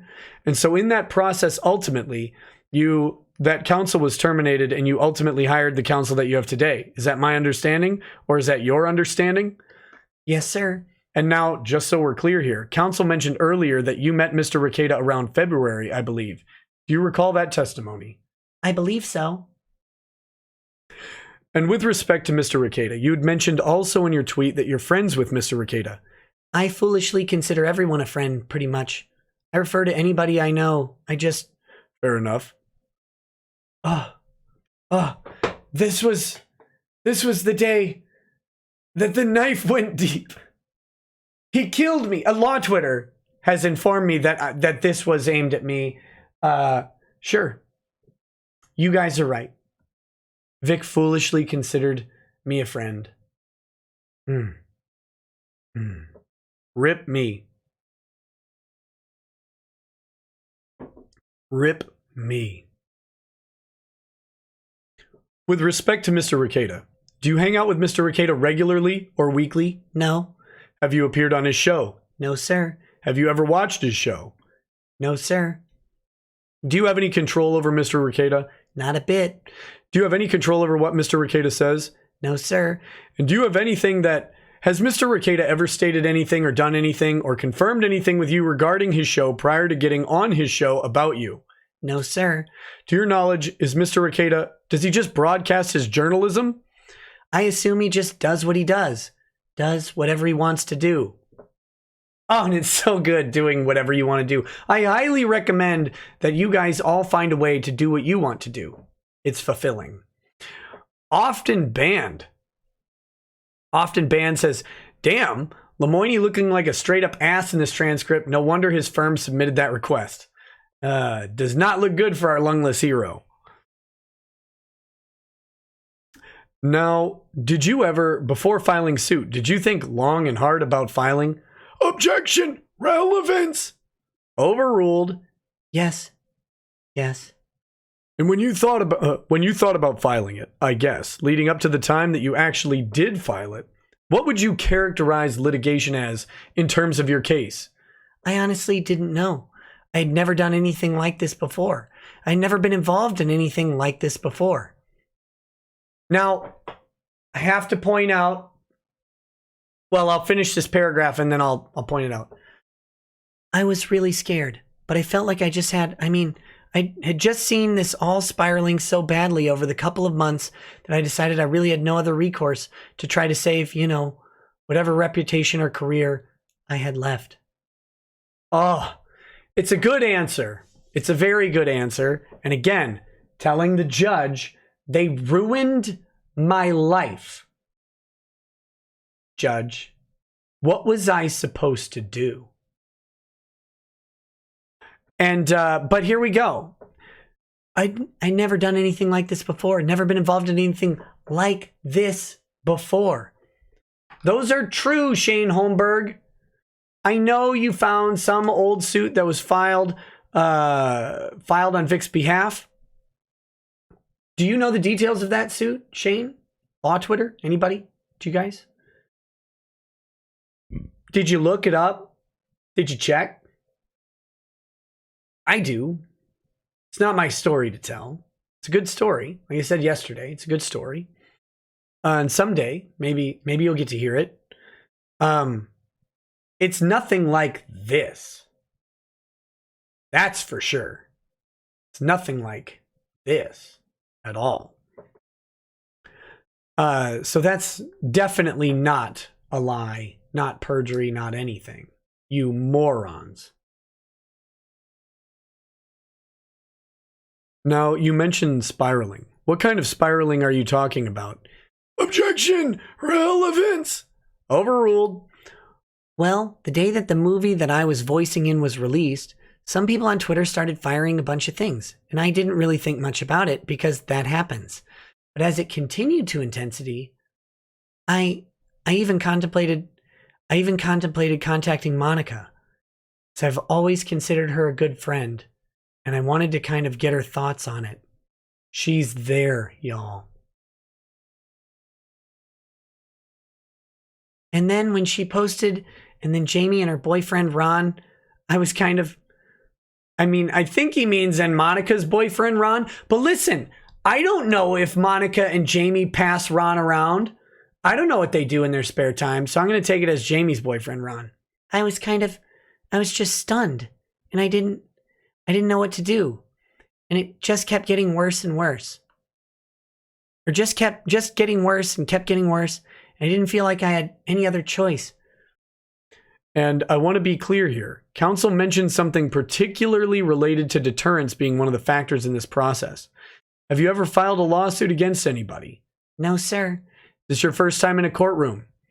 I think I had a speeding ticket once that I went to traffic court for many years ago, but nothing like this.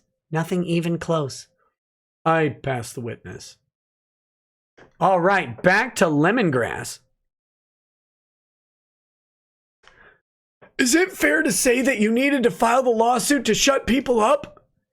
No, sir. They had been speaking for months. There was no shutting anyone up. Aha! Again, absolutely outwitted by a non-lawyer on the stand in front of everybody. Good God, were you wearing pants, Chupp? Lemoine? Are you sure? Did you dress yourself that morning? Dear God. Like, what a stupid question.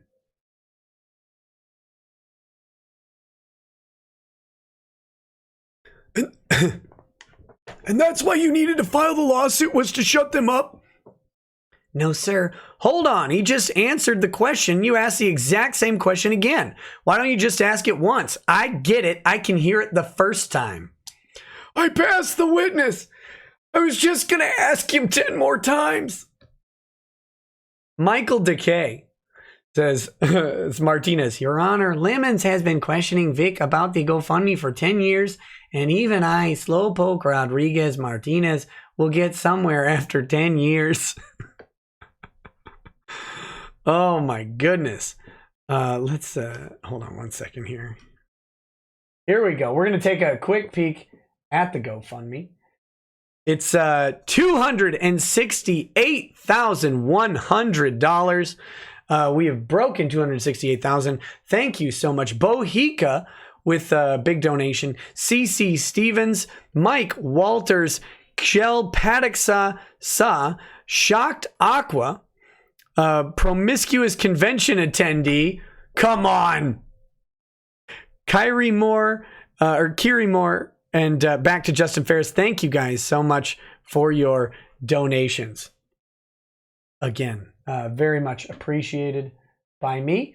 And I'll tell you why it's appreciated by me. even though I get $0 from it, every dollar that goes into it is funny.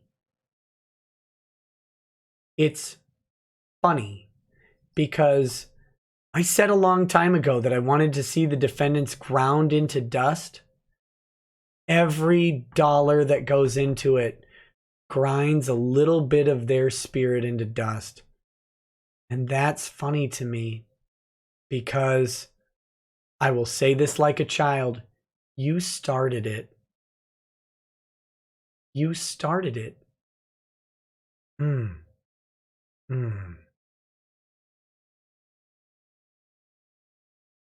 All right. No further questions, Your Honor. May the witness be dismissed. Do you feel like your case was hijacked? You mean by the people? By Twitter and by the... I think it spiraled out of control because of social media, but I haven't had much experience with lawyers and lawsuits, so I really didn't know what to expect. All right, you can step down. Yes, sir. Your Honor, given the fact that he has a flight, is it all right if he is dismissed? Yes. May I step out with him? Yes.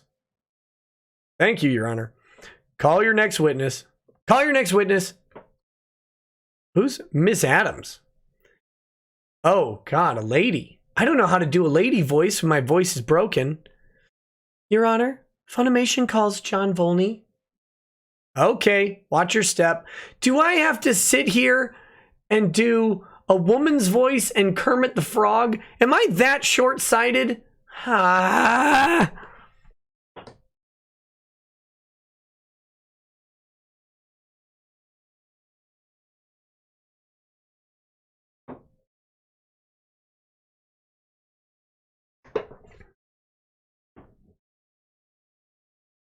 John Volney's examination. Good afternoon, Mr. Volney. Good afternoon, Mr. Volney. Would you introduce yourself to the court? My name is John Volney. I'm counsel for Funimation Productions in this case. And Mr. Volney, do you have an opinion on what the reasonable attorney's fees that Funimation has incurred in this case? Yes, I have provided an affidavit to the court where I set out my reasoning on a reasonable attorney's fees through entry of judgment in this case, and then an additional opinion about conditional attorney's fees after that.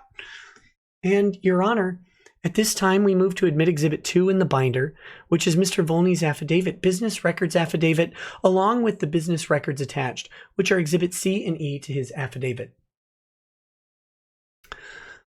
I want to be sure for the record, Your Honor, Exhibit 2 on here is Johnson Sparks bills. Yes, Johnson Sparks. No, I see it's Exhibit 2. Exhibit 2 is affidavit of John Volney and then the business record. It contains a business record affidavit, and the business records attached are Exhibit 1C, which are the Lynn, Pinker, Cox, and Hurst invoices, billing records, and Exhibit E, which are the invoices for the costs incurred by Funimation. Any objection? So just to be sure, Your Honor, they're asking for Exhibit number 2, Exhibit 1C, and Exhibit 1E. At this time, correct, yes, as billing records. Okay, so 2, 1C, and 1E. I'm sorry, 1C and 1E. So it's 2 and it's subsection. We could call them 2C and 2E if that would be easier. I'm sure Tina's got it. Okay, they're admitted. And Mr. Volney, what is your opinion about what the amount of the reasonable attorney's fees that Funimation has incurred in the case? The amount of reasonable attorney's fees through the entry of judgment is $169,841, and the appellate fees, part of that is the total of $100,000, which is $50,000 through the appeal at the Second District Court of Appeals, and then an additional $50,000 for stages of the petition for review proceeding before the Texas Supreme Court. And Mr. Volney, just for clarification, I believe you just stated $169,841.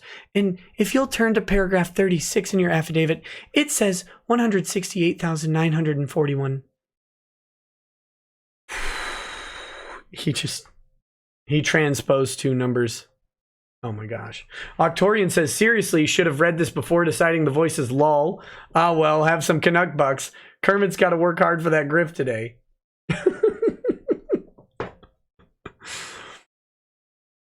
I'm sorry, I transposed a number. Little felt fingers when typing. It is 168,941 is the total through entry of judgment. And both of these opinions about the fees incurred through the entry of judgment and the conditional appellate fees expressed with a reasonable degree of certainty? Yes. And Mr. Volney, I should have done Miss Piggy, but I'm not going to. Why are you qualified to render these opinions? I'm a partner at Dallas, Texas law firm of Lynn Pinkcox Hertz, and I'm the lead counsel for Funimation Productions in this case, and I've been lead counsel since April of 2019 when I was hired to be Funimation's counsel. I have overseen the work in the case by virtue of my experience as a litigator at the trial court levels and the appellate court level in the state of Texas since 1997, and I have gained knowledge that would qualify me, knowledge and experience and training that would qualify me to offer an opinion about reasonable attorney's fees in this case. This is going to be tough. This is going to be tough. And Mr. Volney, what legal education have you had? I went to Duke Law School where I graduated in 1997. And what bars are you admitted to practice law in? Well, the one on the corner, the one past that, and the one with the pretzels. Oh, you mean... I was admitted to the Texas State Bar in November of 1997, and since then I've practiced law in Texas state courts. I've been admitted, and I'm admitted to the various federal district courts in the state of Texas and the Fifth Circuit Court of Appeals. And Mr. Volney, how does your work experience help you determine what reasonable fees are for the work in this case? Guys, this is the sham. This is the sham of the legal field, right? He has to sit here and tell the court why a 20-year attorney has experience and can determine fees. Like, because I do it for a living. Like, what? They have to go through this. In every single case, they have to go through this stuff over and over and over again. It's like, no. Well, it's not like you've done this before. We have no idea why you should. No, this is dumb.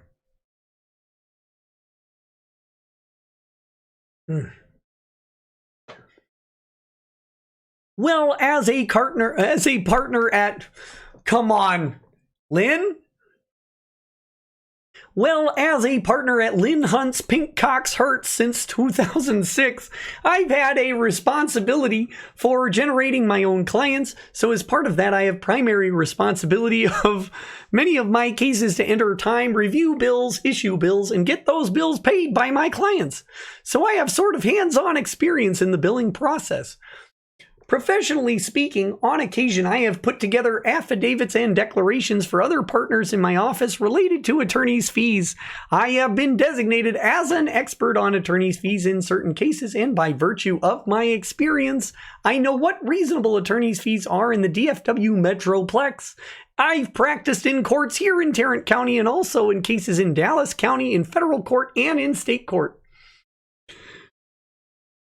Now, Mr. Volney, can you briefly explain the method that you went through to arrive at your opinions?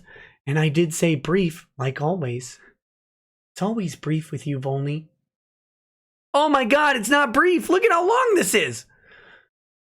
Well, to be fair, I went through the same methodology that Mr. Lemoine described this morning, which was to review the recent Texas Supreme Court case in Rormuz and apply the framework that the Texas Supreme Court mandated in that case, which in that sense involved my gathering the billing statements for my firm over the course of the case. This is tough, guys. I'm not used to doing more than like a line in Kermit voice. Assuring myself that the hourly rates that were being charged by the professionals in the case, who are me as a lawyer in charge, my associate Christian Orozco, who unfortunately wasn't able to be here today. Hold off on the jokes. I know nothing about that guy. And Mr. Smoot, who is handling the exhibits. and he is good at handling exhibits, assuring myself that they were not only what's reasonable, looking at the bills, exercising billing judgment in the same way that Mr. Lemoine described this morning, by reducing entries that seem to be duplicative or not necessary in my judgment as a lawyer, having reviewed bills before to come up with a lodestar amount, and then in my affidavit. And I'm prepared to talk today about the Anderson factors, so it's essentially, I think it's a 3-step process, I would say.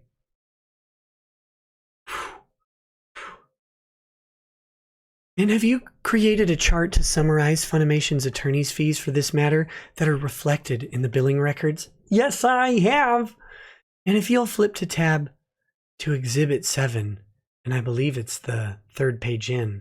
Okay, so Exhibit 7 in the binder there. Yes, Exhibit 7 includes a single-page sheet called Funimation Fee Summary Chart, which is intended to be a summary of the billing since the inception of the lawsuit technically through just the end of October, and then for the appeals that I created by taking information from our invoices as I adjusted it through my exercise of billing judgment. And you created this chart? I did.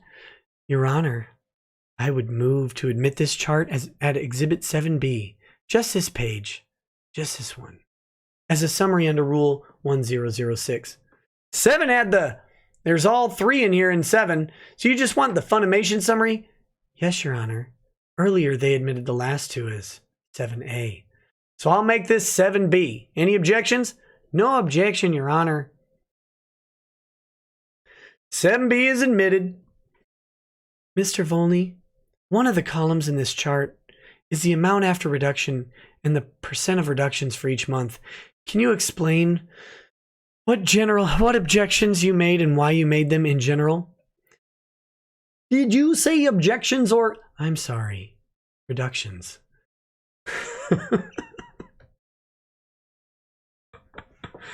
Oh, the more Knob Creek goes in, the sultrier the voice that comes out. Sorry, y'all. Oh my God. Okay, so after I reviewed the hourly rates for each of the billers in the case and then cleaned my room, we went through that same sort of analysis that Mr. Lemons did to assure myself that my hourly rate of $500, Mr. Orozco's rate at $410 an hour, and Mr. Smoot's hourly rate of $220 per handling were reasonable under the circumstances, given the complexity of this case and where the case was located, etc. I then went and looked back at the bills, which are at, I think we called it 2C, Exhibit 2C, and went through them on an entry by entry basis, and where I believe that the entry wasn't necessary for obtaining the ruling on the TCPA motion to dismiss, I either eliminated it entirely or reduced it, because I'm a genocidal monster. So, for example, on page 42 of Exhibit 2C in 43, Mr. Orozco had billed a substantial amount of time for researching case law related to the TCPA, and in my handwritten notes there, I reduced that entry by 50%. And then that reduction on a monthly basis would be captured in the column on Exhibit 7B that identified the reduction. Oh my God, look at how long this is! And as you flip through these bills, you see time being excluded. For example, obviously it's my choice to be in Dallas and the case is in Tarrant County. I removed charges for the time I spent traveling here or others spent traveling here to attend depositions or hearings, and excluded other entries that in my billing discretion I thought could be excluded from the overall number. And then I captured all of that in 7B and identified a percentage reduction on a monthly basis and came up with the number $168,941 for fees, which are fees that we will be seeking through the entry of judgment in this matter, and that won't include time for November, which we're just not going to seek in terms of this hearing, and then calculated a total percentage reduction of 15.2%. So as of the end of October, we billed just under $200,000. Ah! Sorry. As an exercise of billing judgment, I reduced that by about 15% to, in essence, $169,000 approximately.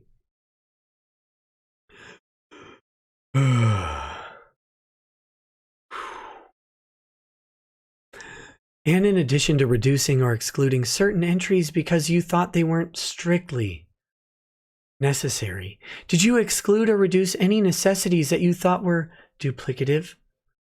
For example, there were entries that I believe to be duplicative of time between me and Mr. Orozco. Obviously, I'm the partner in charge of the case, and Mr. Orozco is the sub. I'm the so-called dom, so I spent some time redrafting and rewriting some of the briefs that he prepared for me, so those were eliminated. Over the course of the case, I had asked Mr. Smoot to do some review of what was going on social media. Those entries were excluded from the fee application here. And moving on to the total for the conditional appellate fees, can you explain how you came up with those numbers? So it's not sort of rocket science. I went through the same sort of analysis that Mr. Lemoine went through. That's not good, John. That's what did you in. Using a blended rate of approximately $500 an hour, which would be the rate of an associate, my rate, or the rate of an appellate partner at our law firm. Excuse me, burping. I assumed it would take about 100 hours to handle the appeal at the 2nd District Court of Appeals, so I just multiplied 100 times 500 to come up with the number of 50,000 for that appeal. And then I went to make a little bit of a clarification here as to the petition for review stage.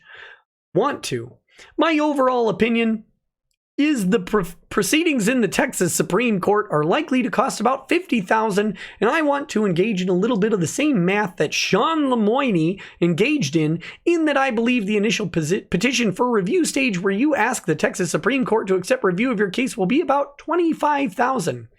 And then I think there are 2 additional stages out of that, which total $25,000. I think merits briefing on top of the initial petition for review briefing will cost about $15,000 because in my experience in briefing cases to the Texas Supreme Court for petition for review, when the court asks for a merits brief, it is really an opportunity for you to just expand.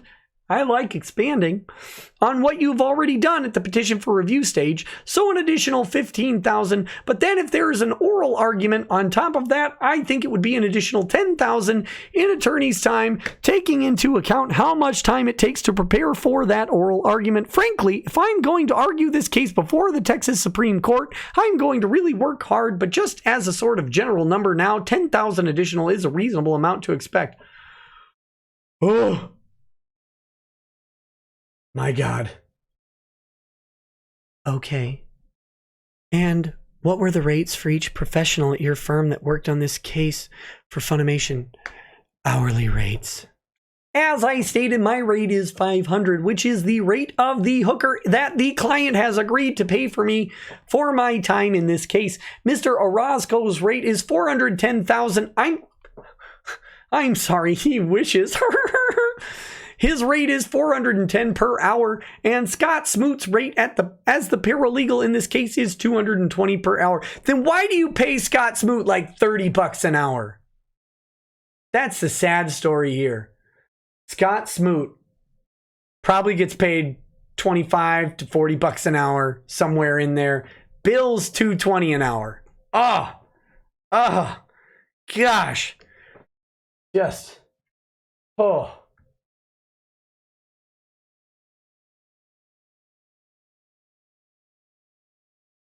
Night of Hopex. Oh my goodness. We all know Nick moans like a lady when he gets drunk laid. He said it, he can't take it back. Never would take it back. And do you have an opinion as to whether these hourly rates are reasonable?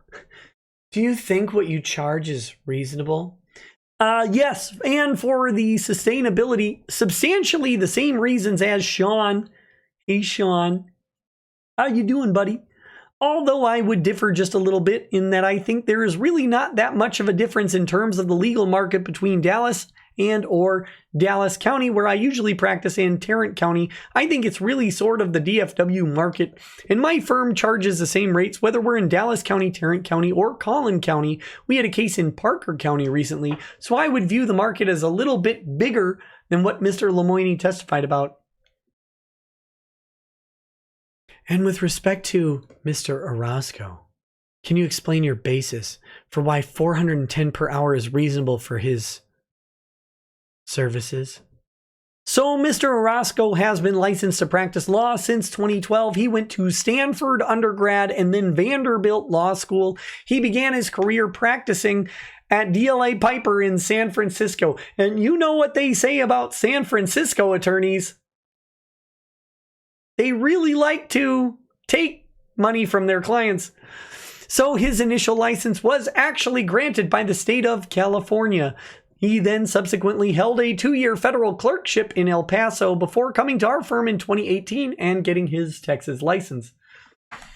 So as of now, he has been licensed for about 7 years. He brings a substantial amount of experience in litigation and actual courtroom time as a federal clerk that would justify a 410 rate, which I think is similar to the rate Mr. Minshall is charging out in this case for Miss Rial and Mr. Toye. Well, I mean, it's like $50 higher, but whatever. So that's why I think 410 is an appropriate rate for him. And as I have adjusted the billing entries in the course of looking at the bills. And can you explain why $220 an hour is a reasonable for Mr. Smoot? Is a reasonable what? Miss Adams, a reasonable what? Orozco's voice should be Miss Piggy. No. So Mr. Smoot he got his degree, a BBA. No, stop it. From the University of North Texas in 1995, and then he got his paralegal certificate, I think, in 1999, also from the University of North Texas. And since the year 2000, he has been practicing in this market as a paralegal. $220 is the rate that my firm charges out its more experienced paralegals at. Oh, God. Volney, what English was that? Charges out its more experienced paralegals at. Scott is one of our more experienced paralegals. He has really been indispensable to this case, and the professional quality of the filings that are done by my client are largely due to Scott's work as a paralegal, managing the documents, helping us put together those documents, doing the research on the depositions, excerpts, and other things that are attachments to those documents. So I think $220 is clearly a justifiable rate for him in this case, and I think the court has seen his work today with Mr. Lemoine. What? Huh? That's a weird sentence.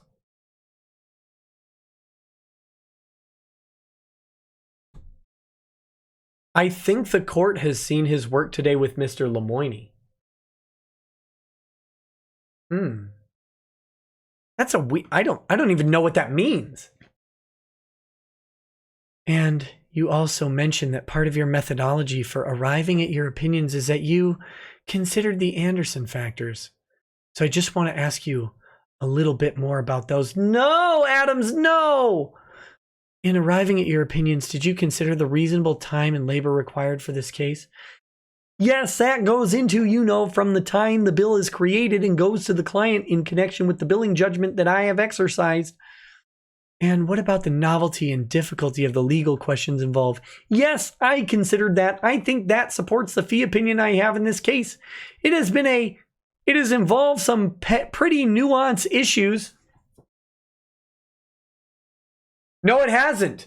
You know how I know it hasn't involved nuanced issues? Because 90 plus lawyers, which you joined in a motion citing 90 plus lawyers, I believe one or two of them may be in Texas and only one involved in defamation practice, the other being in-house counsel at T-Mobile. Okay? 90 lawyers have said that this case is open and shut and a basic TCPA case. 90 lawyers on the internet can't be wrong. There can't be nuanced issues here. This is the most straightforward TCPA case ever, according to Law Twitter.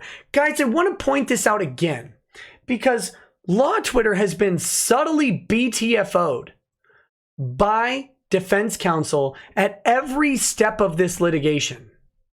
Unless defense counsel is lying. And defense counsel would not lie, right, John? John wouldn't lie. Lemoine wouldn't lie. So if this is the most obvious, straightforward TCPA case ever that was destined to fail, what are all these nuance issues? What are all these novel legal questions that we're talking about? Why? Why? Greg Doucette, a bankrupt moron out in North Carolina, knew everything about this case just from looking at a TDMA letter. That's it. That's all it took. There's no coordination, nothing of the sort going on there. There's no bloviating. There's no clout chasing. Nothing was happening with T. Greg Doucette. This was very straightforward, unless Lemoine and Volney are lying, or they're just blowing out law Twitter for being stupid. Or for overstating their case. We'll be nice to them. For overstating their case. I mean, lots of them don't practice anymore. Lots of them don't practice in the US. It's not a criticism, by the way. I don't really practice much. Got a couple clients. Don't really want to have clients right now. Rather just do this. But.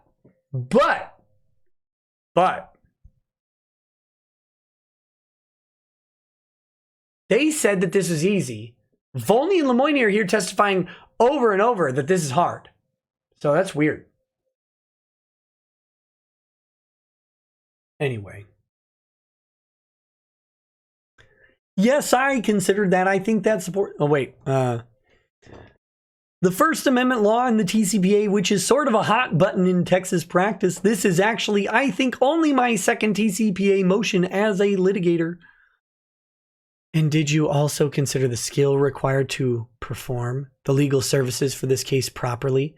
Yes, and I think that factor supports this award. We clearly got or obtained the result that our client wanted. Did you consider whether the acceptance of this case would preclude you or any of the attorneys at your firm for employment of other cases? Lemoine didn't talk about this, but this is a factor in the fee award. Does this prevent you from doing other things? Siren Jag says, read the next Volney speech like it's Marcy Darcy giving a presentation, giving bad news at the bank on Married with Children. I trust you either watched some TV in the 90s or can guess this one. No, I'm not going to do that. This is actually one of the factors. It doesn't really support or detract from the reasonableness of the award that we're speaking. And did you consider the fees customarily charged in the locality of Fort Worth for similar services? Yes, and that factor also supports the fee requests that we have in this case. And I believe you mentioned before, did you consider the amount involved for the results obtained? Well, when the lawsuit was filed, I believe it indicated that Mr. Mignogna was seeking in excess of $1 million in damages. So given the seriousness of the lawsuit, the attention that surrounded the lawsuit, the importance of the lawsuit to my client, that also justifies the fee award that we're seeking in this case. Did you consider any time limitations imposed by the client or the circumstances of the case? The answer to that is yes, and obviously because it's a TCPA motion, we had to move rather quickly from the time the lawsuit was filed to getting our motion on file, and we didn't seek an extension of that deadline. We filed with... You got an extension of that deadline, I believe, by agreement, so... We filed within I think it's a 90-day deadline from the time the lawsuit was served. And so, did that factor support your opinion? It does. Do you consider the nature and the length of the professional relationship with the client at all? Also a factor. This is the first time I have done work for Funimation Productions. And did you consider the experience, reputation, and abilities of the lawyers performing the services? Yes, I did, and I think the experience, reputation, and ability of the lawyers in my firm has been demonstrated by our conduct and filings and performance in this case. And last, did you consider whether the fee is fixed or contingent on the results obtained? That's another neutral factor, as we charge out an hourly rate in this case. Overall, did you conclude that the Anderson factors generally supported your opinion in this case? Can we get done with this soon? Oh my God, I did. And if you'll flip to what we've marked as Exhibit 2E. Realize what he just said? Yes. What some nobody, help me realize what he just said. I don't know where you are because there's a delay. Do you recognize what these documents are in Exhibit 2E? So 2E are the principal invoices that back up the expense entry of $7,504. That is in 7B. And these are invoices for the depositions that were taken in the case. We did 3 depositions. We had a relatively small amount of like $150 from Pinnacle for outside copying for exhibits, for depositions, and for the hearing that he represents Funimation. Yes, this is John Volney. He represents Funimation. And then we had a court reporter fee of $350 for the September 6th hearing, which we had Miss Fett provide to us. And then the other principal expense was a mediation fee, which was a total of $2,250. And on top of that, if you look at the actual underlying bills, they will reflect some additional expenses of Westlaw charges, court parking, and some in-house copying charges. Total amount that we're seeking in terms of the expense part of it under the TCPA is $7,504. Oh, this is getting really tough. How much longer does it go? How much longer does it go? And do you have an opinion as to whether these fees and expenses were reasonable and necessary in this case? Oh my God, of course he thinks they're reasonable and necessary. He submitted them to the court in a document.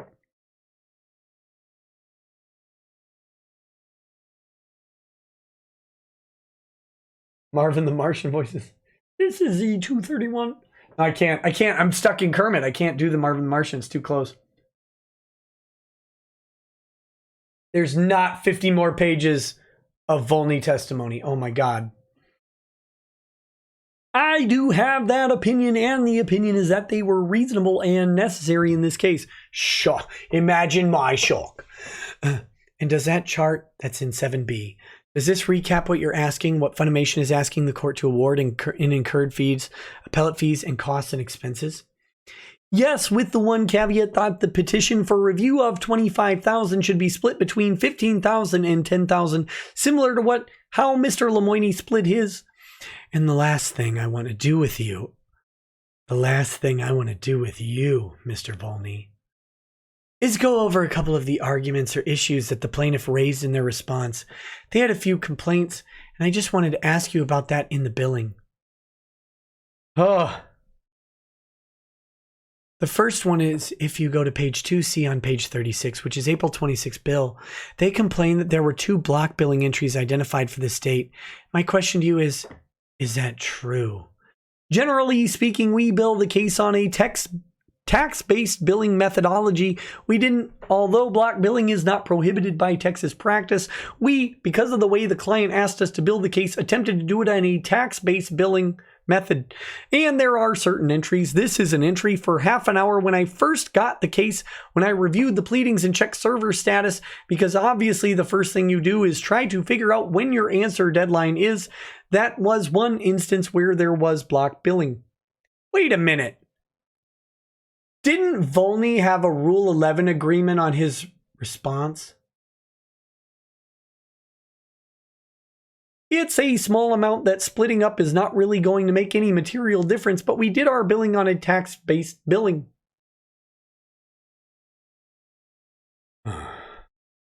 Another general complaint that the plaintiff raised was they said the defendant has pursued a strategy of hunting and attacking public statements made by the plaintiffs and non-parties and seek sanctions to silence the plaintiff. Is that true? That's what they said in their response. That's not true. Neither my client nor I made any public statement about this lawsuit since it was filed. And to the extent that we've talked about public statements made by others, it's been in connection with matters that were relevant to our TCPA motion or to the request for sanctions. And if you'll flip with me to page 52 of Exhibit 2C for the bill on July 29th, plaintiff has criticized 2 entries for a total of 0.4 hours here for block billing. Do you have any opinion as to whether these entries are block billing or inappropriate?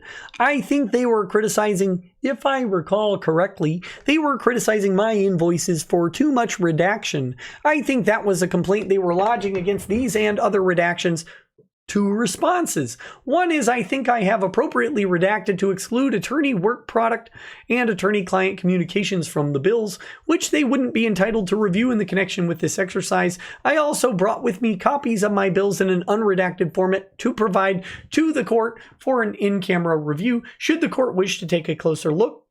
Oh, I'm losing it. I'm losing the Kermit voice here. Okay. Additionally, the plaintiff complained that on August 1st, which is page 56 of Exhibit 2C, there are inconsistent attorney time entries for a hearing in preparation for the hearing. Do you have any opinion as to, or an explanation as to why there may have been different time entries between you and Mr. Orozco for preparing this hearing? As of, well, it's a relatively small discrepancy. It's that Christian is at like 0.7 for preparing the telephonic hearing, and I'm at 0.3. I have plenty easy explanation. I have a pretty easy explanation for that. August 1st, I was traveling to Chicago for a wedding, so I asked Mr. Orozco to get ready for the hearing in case I was not able to join the conference call with the court that morning, which I believe was on a motion for continuance that Mr. Beard had filed or Mr. Beard's client had filed. So I asked him last minute to get ready, and he had to spend some additional time, longer than I had. He's always longer than I am, because I had been more intimately involved in the discussions leading up to August 1st. Another complaint that the plaintiff had was in general. In August, there was about 4,000 billed for meetings and conferences and emails with co-defendants counsel. Do you have an opinion as to why these incurred for these types of conferences with co-defendants counsel would be reasonable and necessary? Ugh. Oh my God, look at how long this is. Well, I read that in their response, and then I went back and looked at my August bill, and I don't see 4,000 in conferences with co-counsel in the month of August.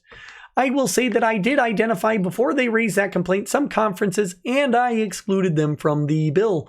But a lot of reason why we prevailed on, or a lot of the reasons why we attribute the court's result in the TCPA is because there was some coordination between the lawyers to streamline the presentation of at the hearing, which was September 6th, and you weren't involved in the case at the time, but their response to our TCPA motion was filed on late Friday night or early Saturday morning on August 30th or August 31st. So we hit the ground running first thing on August 31st and spent a substantial amount of time together game planning our presentation for the court.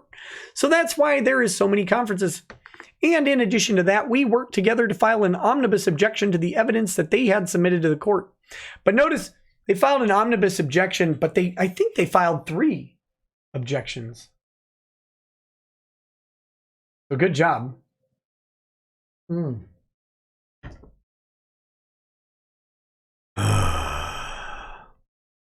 might have to stop this Kermit voice soon. It's killing me.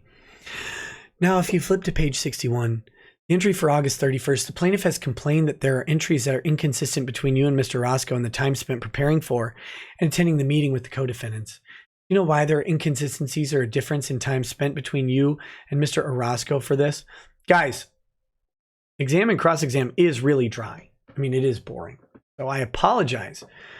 But this is how court goes. You have to just sit there doing this for hours. Mr. Orozco is in charge of preparing the PowerPoint for the court hearing on September 6th. See, I told you. There's another PowerPoint. So he got to the office early to spend more time than I did. He's the PowerPoint guy. I'm not. So that's why there would be a small discrepancy between the preparations time between him and me. And last, oh, thank God. No, Lemoine's got questions. No! No! And last, the plaintiff has complained that the bill contained fees for watching YouTube videos and things like that. Is that true? That is not true. I went back and looked through all the bills, and as part of my billing judgment exercise, one of the things that Mr. Smoot would occasionally do was fill me in on what was going on the YouTube world. Smoot, what up, my dude? I'm so glad you're watching. Please like and subscribe. Come on, I got nothing against you, Smoot.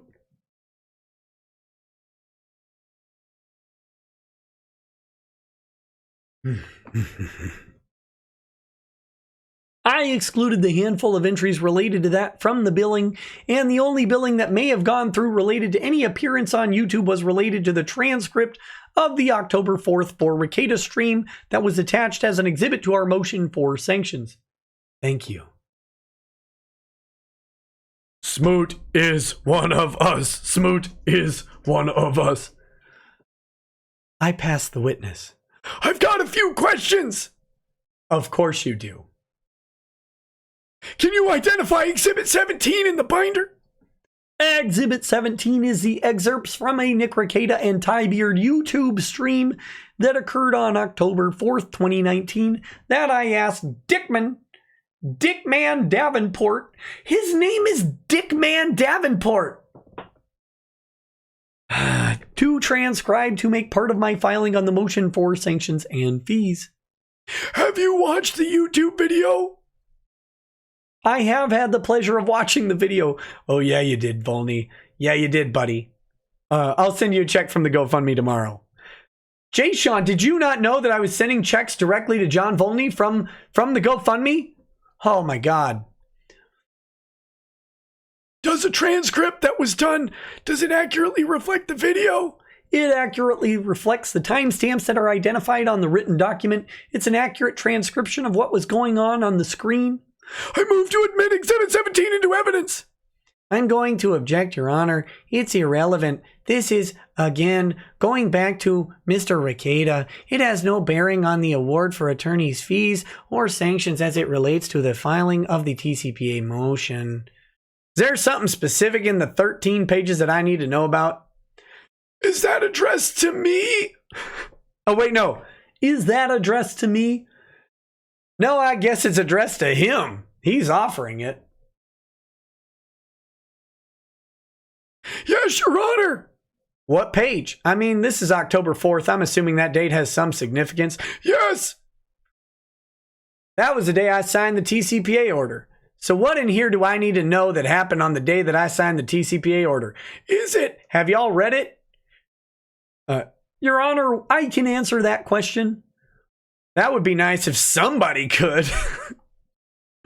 It's page 5. It's page 5. A statement from Mr. Beard on Mr. Rekieta's show declaring that they have won. They have won. I know there's a $20 super chat, but he wants me to do a Marvin the Martian voice, which I can't do while doing a Kermit voice. It's going to wait a little bit.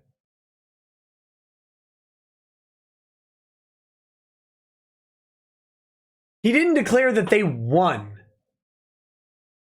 I believe the exact quote is, we won a kind of a victory already because everybody can see. It's in the public. You can all see what happened at the depositions.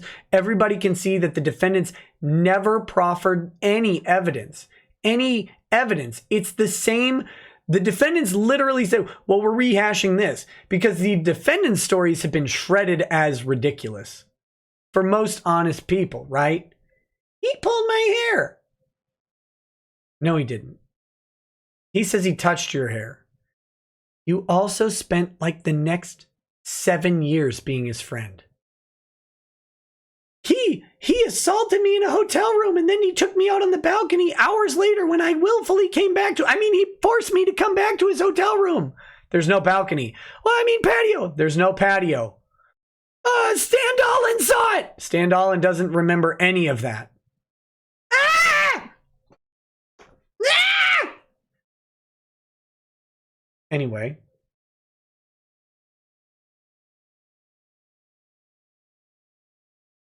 The court made a comment earlier to Mr. Mignogna about this spiraling out of control. We believe that it spiraled out of control because this was the plan for Mr. Mignogna and Mr. Beard and Mr. Rekieta. The whole time was to use this channel, which Mr. Beard goes on a regular basis, to drum up the hatred. And the deterrence part of this case, we think the court should be allowed to take a look at this evidence. This is no longer, Mr. Mignogna saying, I have no idea what's going on. His agent goes on that show after you dismissed his entire case and says we won and does the happy dance. I thought you didn't have any evidence of any agency. Oh, Oh, you just poured gasoline on him and lit him up. Well, I didn't. I hadn't put it into the record. I reviewed that. I believe that to mean did Sean Lemoine have here or something? And Your Honor, if I may, Your Honor. Yes, what is your objection? My objection is relevance again, Your Honor. This is talking about a statement made by specifically Mr. Beard on the case where, again, as Your Honor has stated, the purpose of this hearing is to determine the proper amount of attorney's fees and whether any sanctions are due relating to the filing of the suit. This occurred after the filing of the suit. It's irrelevant as a matter of course, and it should not be considered by the court. The vast majority of the time that Mr. Lemoine has been sustained. I get it. It's stupid. Sustained. Okay, good. Whew, get out. Just, jeez.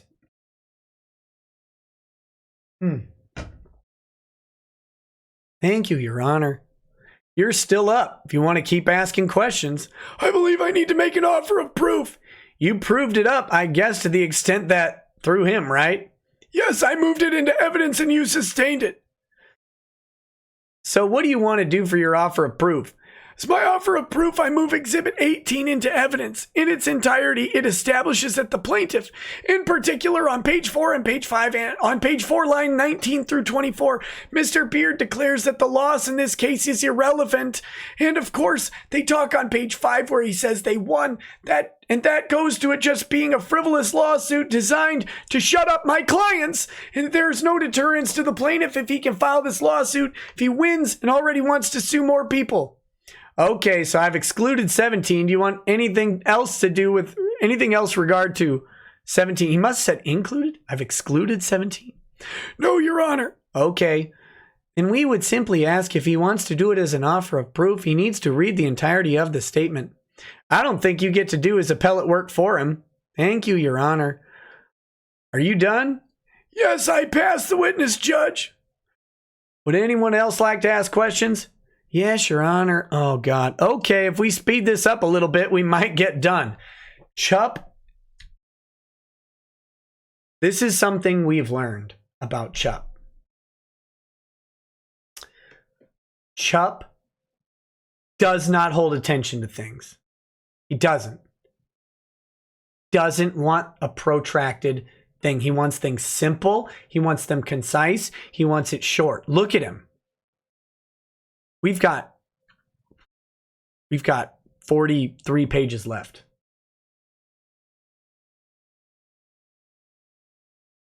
What does that mean about appellate work? It means, he's offering this up as proof, but he's not reading the statement.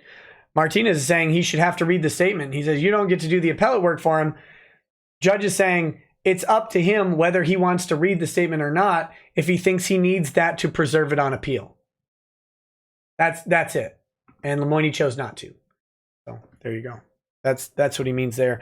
But Chupp, you got to feel out a judge, not feel up a judge. That's a bad thing. Judges usually feel up. That's rude. There's just a judge who got tagged for feeling up his clerk or whatever. That was a joke. But judges, you got to feel out the judge. Chupp does not want these long-winded talks. He doesn't want the explanations. He doesn't want repeated questions. Bam, bam, bam, bam, bam. Get it done. Chupp wants it out. He wants it out of the courtroom. He basically says that in an interview he did a couple years ago, and it's become evident. This is why civil conspiracy was really difficult for Chupp. And how he conducted that TCPA hearing is indicative of what was getting done. Chupp didn't want complex answers. This is a complex case with a lot of interweaving parts. The TI stuff, it's rational inferences. We can rationally infer they're doing this. Well, I don't think it's rational at all. I don't think you want any standard. Those lines were dismissive and petty of Chupp, but they weren't really good lawyer reasoning. They was a statement. I want a short, concise explanation. And this is the problem with how the TCPA case was conducted, and part of why I think Chupp got so annoyed at the hearing. I think Chupp, now this isn't entirely Vic's counsel's fault, maybe a little bit, but Chupp asked for it to be done in this way. Let's talk about the defamation for this person. This case doesn't break down that way that easily because of the civil conspiracy bit, the potential agency between Monica, Jamie, and Funimation, all of that stuff. It doesn't really break down that simply, okay?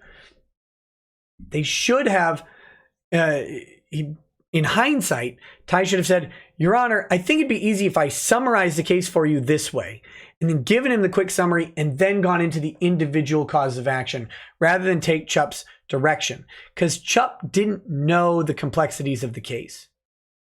But you don't know that. When the judge asks you for something, you tend to just kind of do it.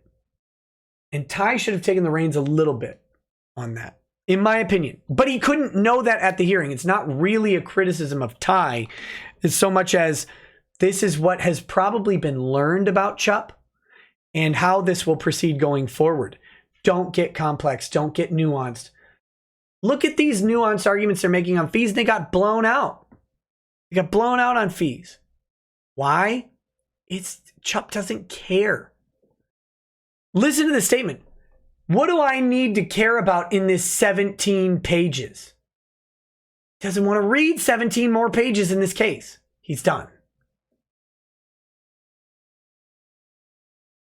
All right.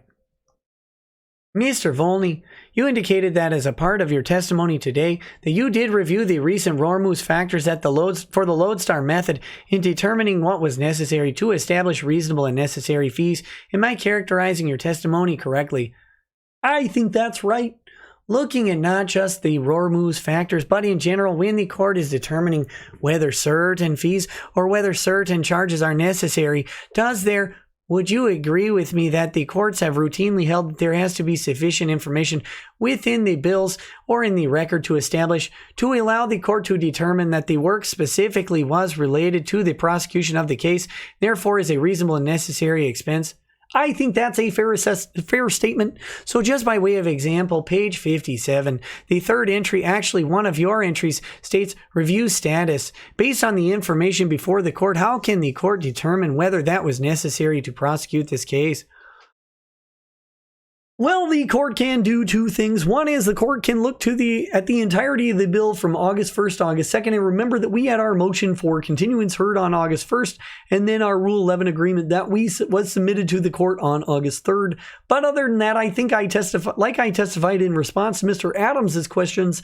I have unredacted copies of the bills available to the court to review if the court is interested.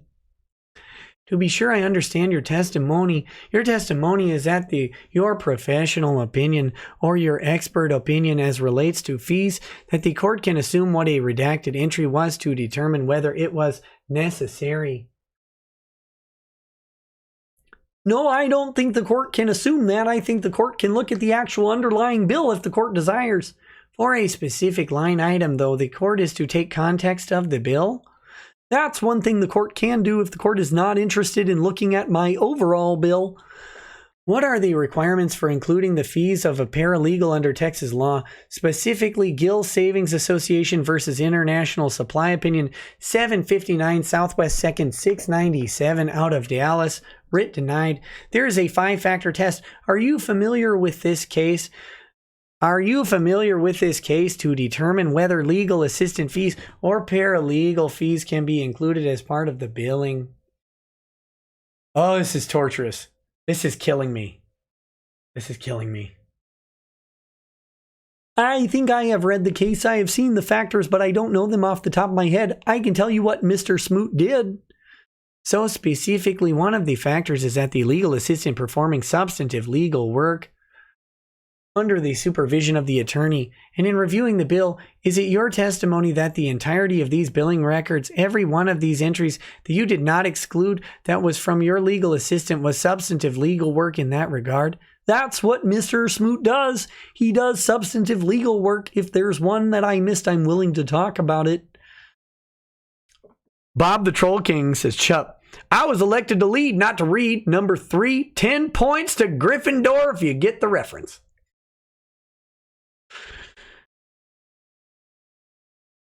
So, for example, page 57, August 1st, 2019. Participate on hearing call with the court on motion for continuance. That was a telephonic hearing. How did Mr. Smoot participate in the hearing? Oh, God, losing it. I might have to stop the voices soon, guys. I don't think any of you will complain at this point. I'm going to stop because I just can't. Volney. Well, as I testified in response to Miss Adams' questions, I was traveling that day, and Mr. Smoot listened in on the call along with Mr. Orozco to be able to put together any Rule 11 agreement or other order that resulted from that particular phone call to the court. So you had your associate at $4.35 an hour, if I remember correctly, and your paralegal at $2.20 an hour, both listening in on a call to put together a Rule 11 in addition to your $500 an hour rate. It looks like it from the bill. So yeah, what he's saying here is you're charging $1,100 an hour. Did you actually attend that hearing? Turns out that I made it to my hotel in time to call in, and I didn't have time to call everybody else off. Yeah, you don't have to do it. And I didn't realize whether well, let me answer your question directly. Yes, I did. Yes, I did. Bring back the voices? Come on.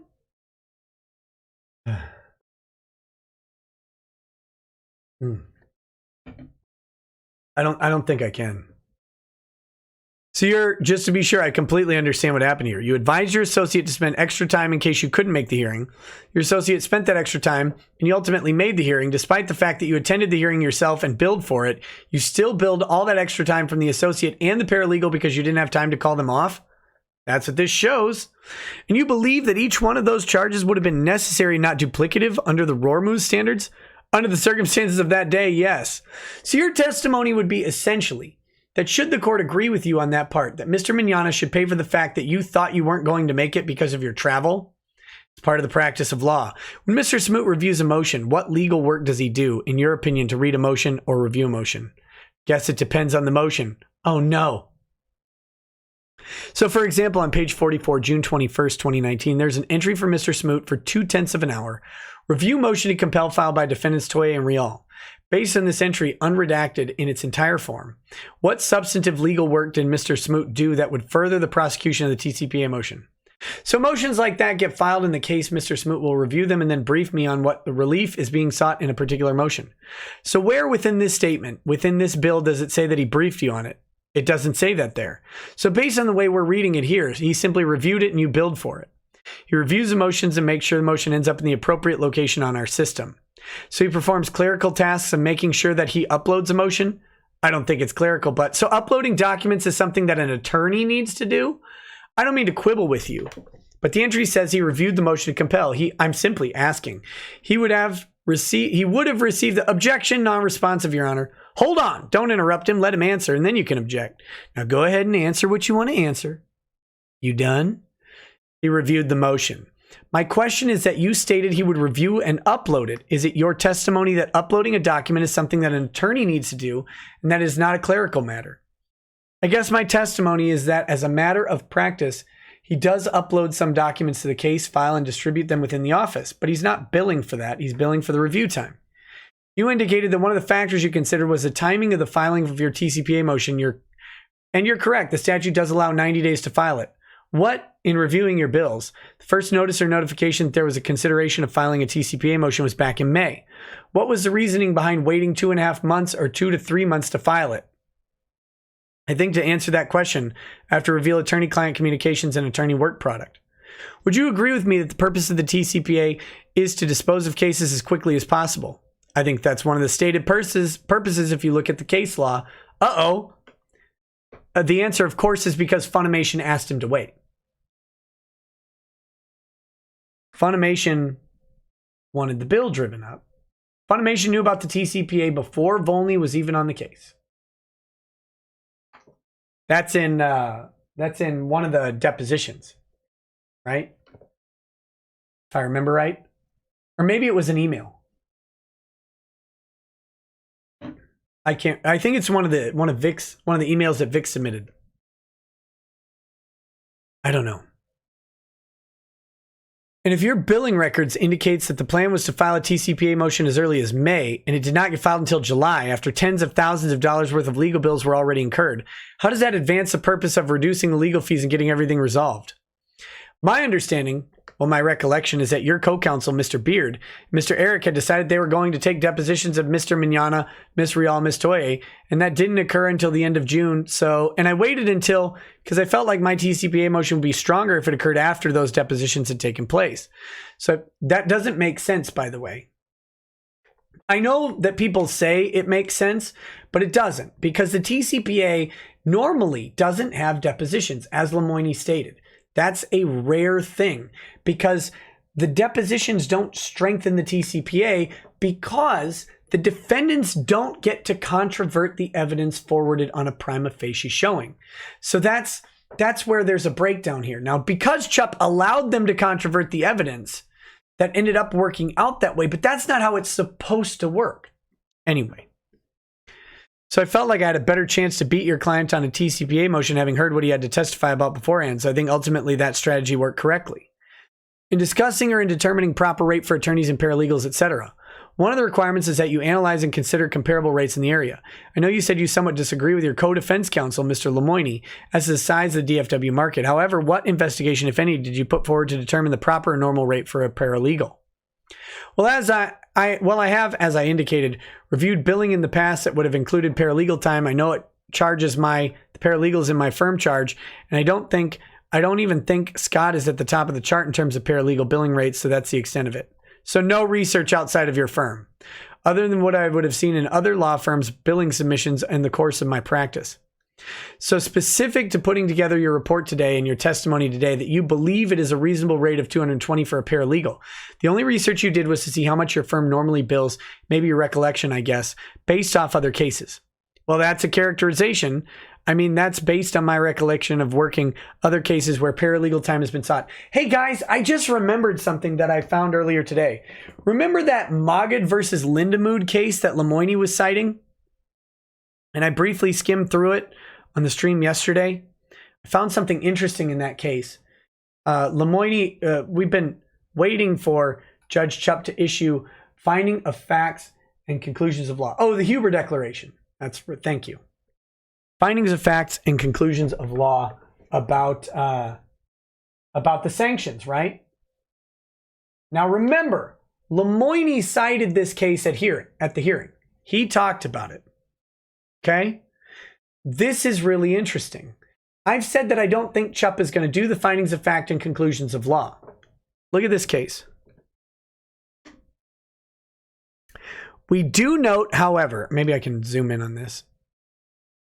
Oh. This is just a brief aside. We do note, however, that one topic raised by Mogad and Fletcher remains relevant since it is likely to arise on remand. It involves the obligation of the trial court to issue findings of fact and conclusions of law regarding the amount of attorney's fees and sanctions it ultimately awarded. They contend that the trial court had an obligation to issue them and erred when it did not.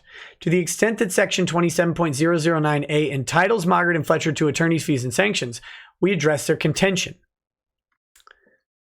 First, a request for findings was made pursuant to Texas Rule of Civil Procedure 296. According to that rule, a party may ask the trial court to state in writing its findings of fact and conclusions of law. The rule's purpose is to give a party a right to findings and conclusions finally adjudicated after a conventional trial on the merits before the court. In cases other than those tried on the merits by the court, such findings and conclusions may be proper, but a party is not entitled to them. And then it quotes IKB Industries, holding that while findings for imposing sanctions for discovery abuse may be helpful, they are not required. And then citing Dickens, holding that because trial on the merits was to a jury and the court decided the post-trial sanctions and easement motions, the trial court was not obligated to issue findings of fact and conclusions of law. No conventional trial on the merits was held here. Rather, the matter of sanctions and attorney's fees was submitted to the trial court via motion. So while the existence of findings of fact and conclusions of law may have been helpful, their issuance was not required. So, is Judge Chupp required to issue findings of fact and conclusions of law in this case? According to the case cited by Lemoine in court, no. There's no requirement for him to do so. I don't think he'll do it. So I just wanted to point that out. I meant to bring that up earlier, but I was thinking about it now. Martinez passes the witness. Anybody else Pass the witness. Anybody else? How is, and correct me if I'm wrong, but your bill is $100,000 less than his bill, or $120,000? His bill, 120,000 less? The answer is yes, and I can explain some of the reasons why I believe that is. Yes is the answer to your question. And you've been in the case the same amount of time he has, right? Yes, the claim against, well, I'll answer your question. I mean, 100,000, what is that divided by 500 an hour? 200 hours? That's right. So he spent 200 more hours to prosecute this case than you did? Yes. May I? Do you think that's reasonable that someone would charge 100,000 more on basically the same case? I think that, well, the answer is yes. Oh, he's throwing a bone to his buddy. You think his bill is reasonable? I will tell you, I haven't looked at his bill carefully. I think the claims against his client were different than the claims against my client. They're $100,000 different. I mean, he's an expert. It shouldn't take him 100 more hours than you. All right, you can go. Oh, and it was at that moment Jay Sean realized he fucked up. Right? You can see it zoom in and the Kill Bill music playing on Jay Sean's face. I'm going to get boned. I'm going to get boned. Is anyone else going to testify? Yes, Your Honor. I call Sam Johnson. All right. Watch your step. Your Honor. Your Honor, with the court's permission, can I step outside for a minute? Sure. I'm going to do the Sam Johnson voice. Only because he lovingly shouted me out in his filing. So now I have to return the favor. Good afternoon, Your Honor. May it please the court, my name is Max Friedman, and I'm asking questions on behalf of Jamie Markey. Okay. Mr. Johnson, can you please state your name for the record? Sam Johnson. Can you please tell the court about your current job and the position that you hold in it? Yes, I am a manager of the law firm of Johnson and Sparks, PLLC. I'm one of two managers of the law firm. When did you start at this law firm? This is a subsequent iteration of several different entities, but I started my own law firm in 2012. Can you describe your educational background and your years of licensing? Yes, I have a bachelor's degree from the University of Texas in Austin and went to law school at South Texas College of Law in Houston. I was licensed to practice law in the state of Texas in November of 2008, and I have been practicing regularly throughout the Metroplex ever since. What does your practice focus on primarily? Mostly business litigation cases, also business transactions and other miscellaneous cases, including several defamation cases and several personal injury cases. Who do you represent in this case? Defendant Jamie Markey, but it's like representing two people. When were you hired by Miss Markey? I believe we were hired in May of this year. Okay, and now I'm going to ask you to turn to Defendant's Exhibit 1 in the exhibit binder, please. Okay. Do you recognize this document? Yes. What is it? What is this? This is a declaration that I prepared and signed in conjunction with Ms. Markey's motion for fees and sanctions in this case. Your Honor, at this point, it was filed as part of that motion. Your Honor, at this point, I would... Shut up, Sam! Move to admit Exhibit 1, a business record affidavit including Exhibits G1 through G3 with that exhibit. No objection, Your Honor. All right, so Exhibit 1, G1 through G3 is admitted. Does that sound right? Yes. All right. Mr. Johnson, I'll ask you to turn to Exhibit G1. Okay. Do you recognize this document? Yes. And what is it? This is a true and correct copy of our fee agreement with Ms. Markey for representation in this case. Okay, and can you please inform the court about what rates at which you agreed to represent Ms. Markey under this agreement? Yes, I agreed to reduce my rate. My standard rate is $3.50 an hour currently. We agreed to represent Ms. Markey at $2.50 an hour for attorney time and $1.25 an hour for our paralegals. We have one paralegal at the firm. I don't know why I did it plural since there's only one.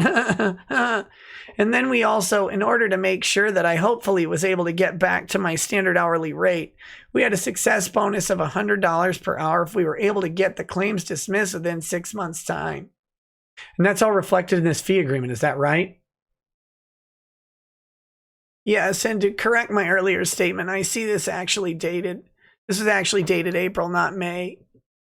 You can actually go listen to Sam Johnson on the deposition of Vic Mignogna specifically if you want to.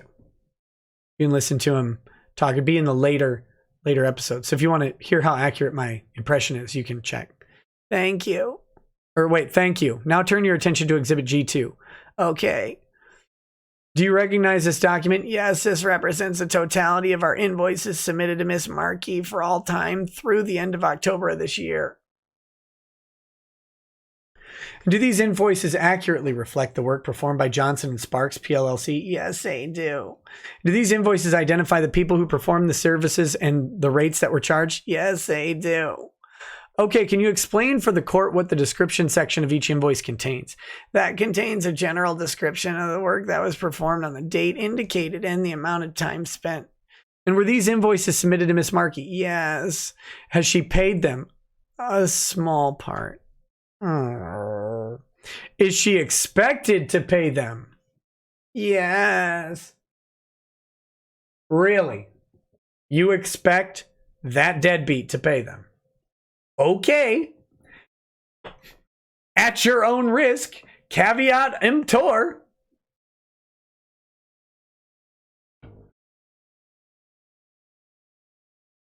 Approximately how many hours did your firm spend defending Miss Markey in this litigation?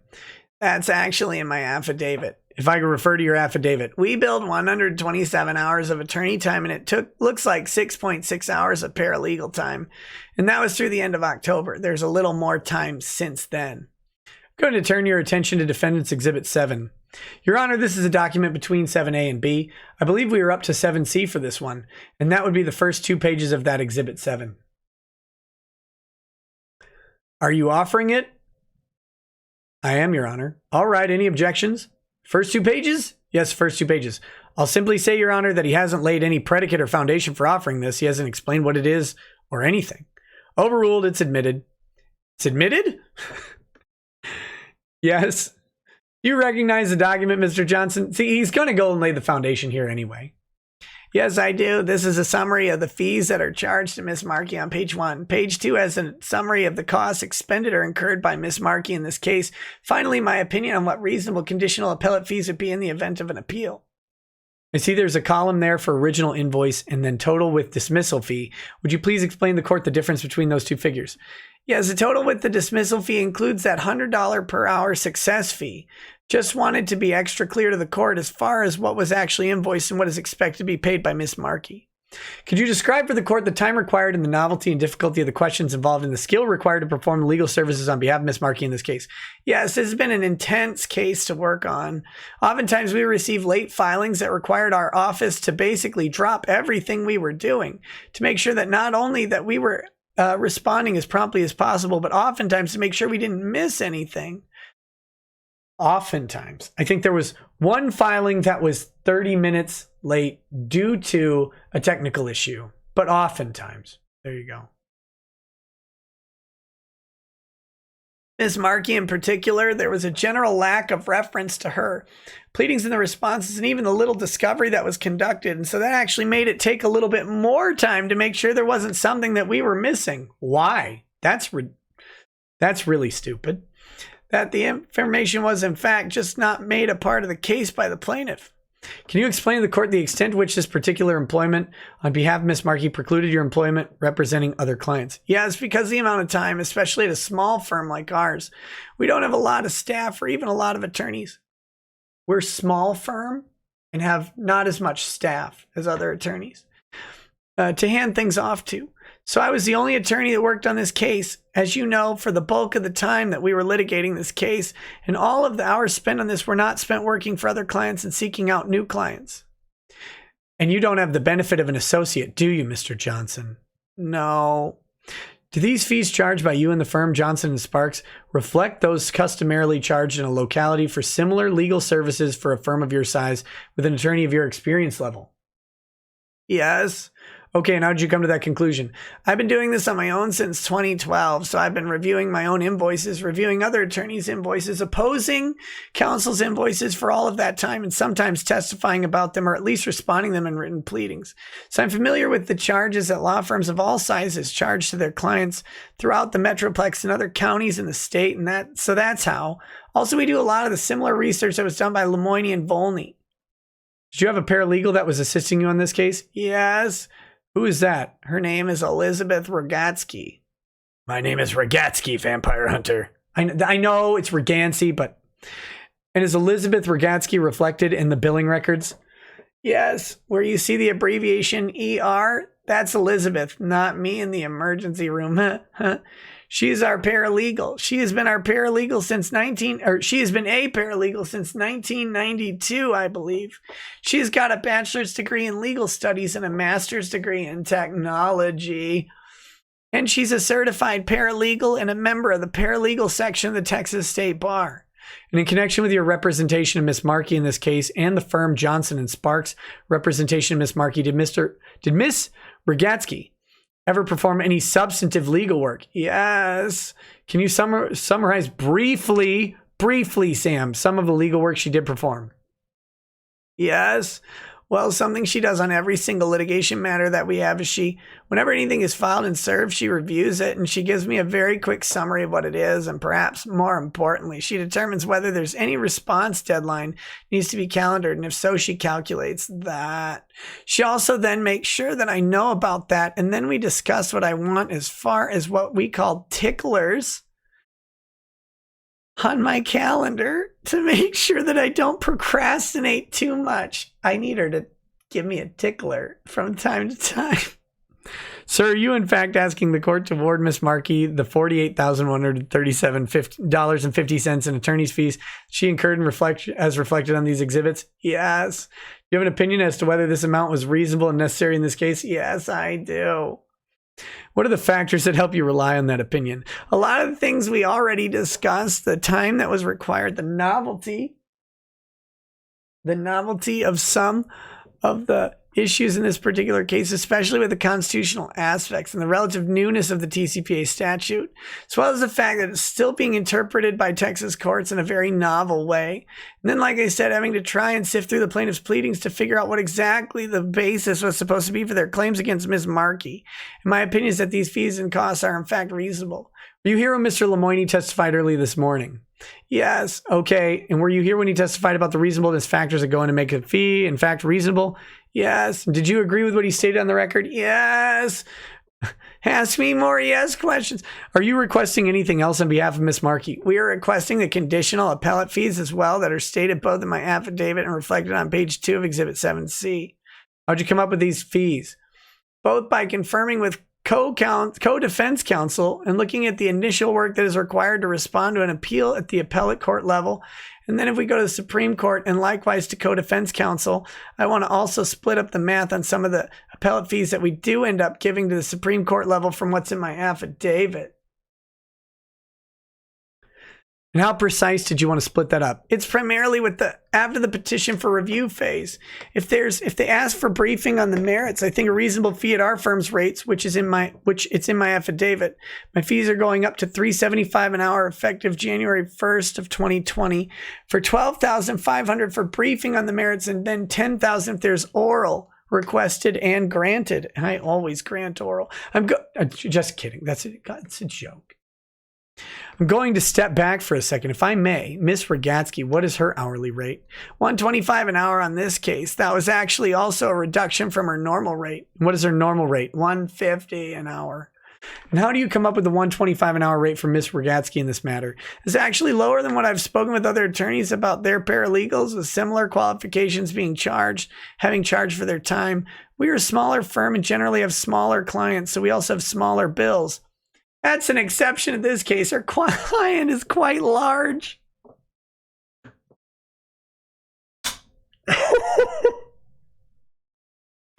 Oh my goodness.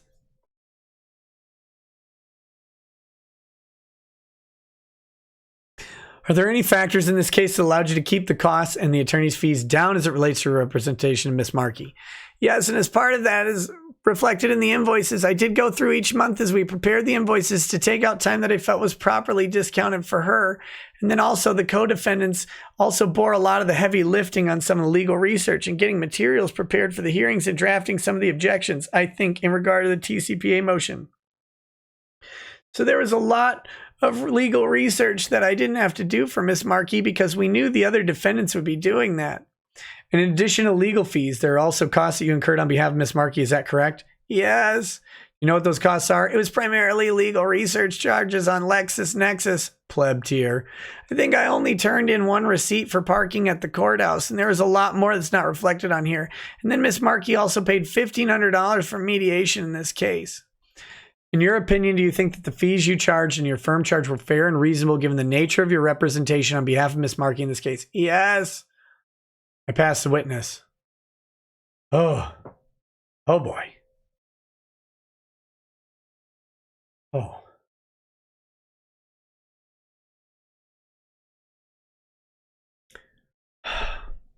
Under 30 left. We're going to get there. Going to do it. I don't care how long it takes. We're going to do this. Whew. That's what all the con sluts say. Mr. Johnson, this is Martinez talking now. How familiar are you or were you prior to taking this case with the TCPA? I'd actually been reading about it, and I have a friend that was working with the state legislators this recent session on the amendments to the TCPA, so I'd actually just read through a lot of that and helping her work with those legislators. Did you had any cases regarding or related to TCPA prior to this one? Not prior to this one. So would it be a fair statement to say your motion to dismiss under TCPA was the first time you had drafted one? Yes.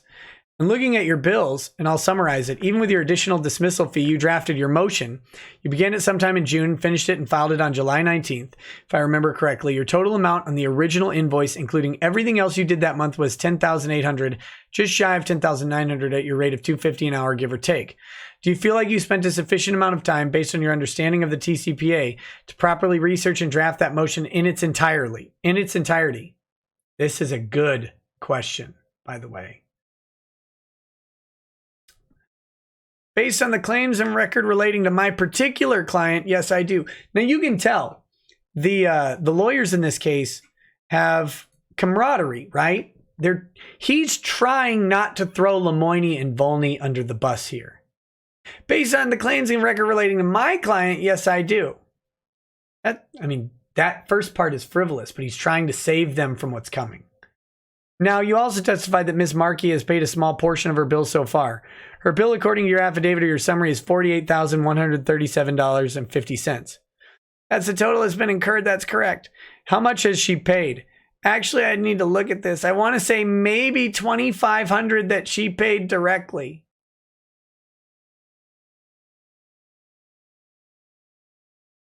Now, in looking at your invoices, were you paid the invoice number 03094? For example, it's an invoice dated August 1st, 2019. What are the payment terms of that invoice? It says due on receipt. So is it your firm's regular practice to rack up a nearly $50,000 bill and allow individual clients to pay only $2,000 and continue working for them without additional payments? I object to the relevance of the firm's billing practices. Your Honor, it goes to the incurred question. Did she actually incur it? If the only reason they kept working was because they expected to win and my client would have to pay it, then she never incurred it. And the statute specifically states that it must be incurred.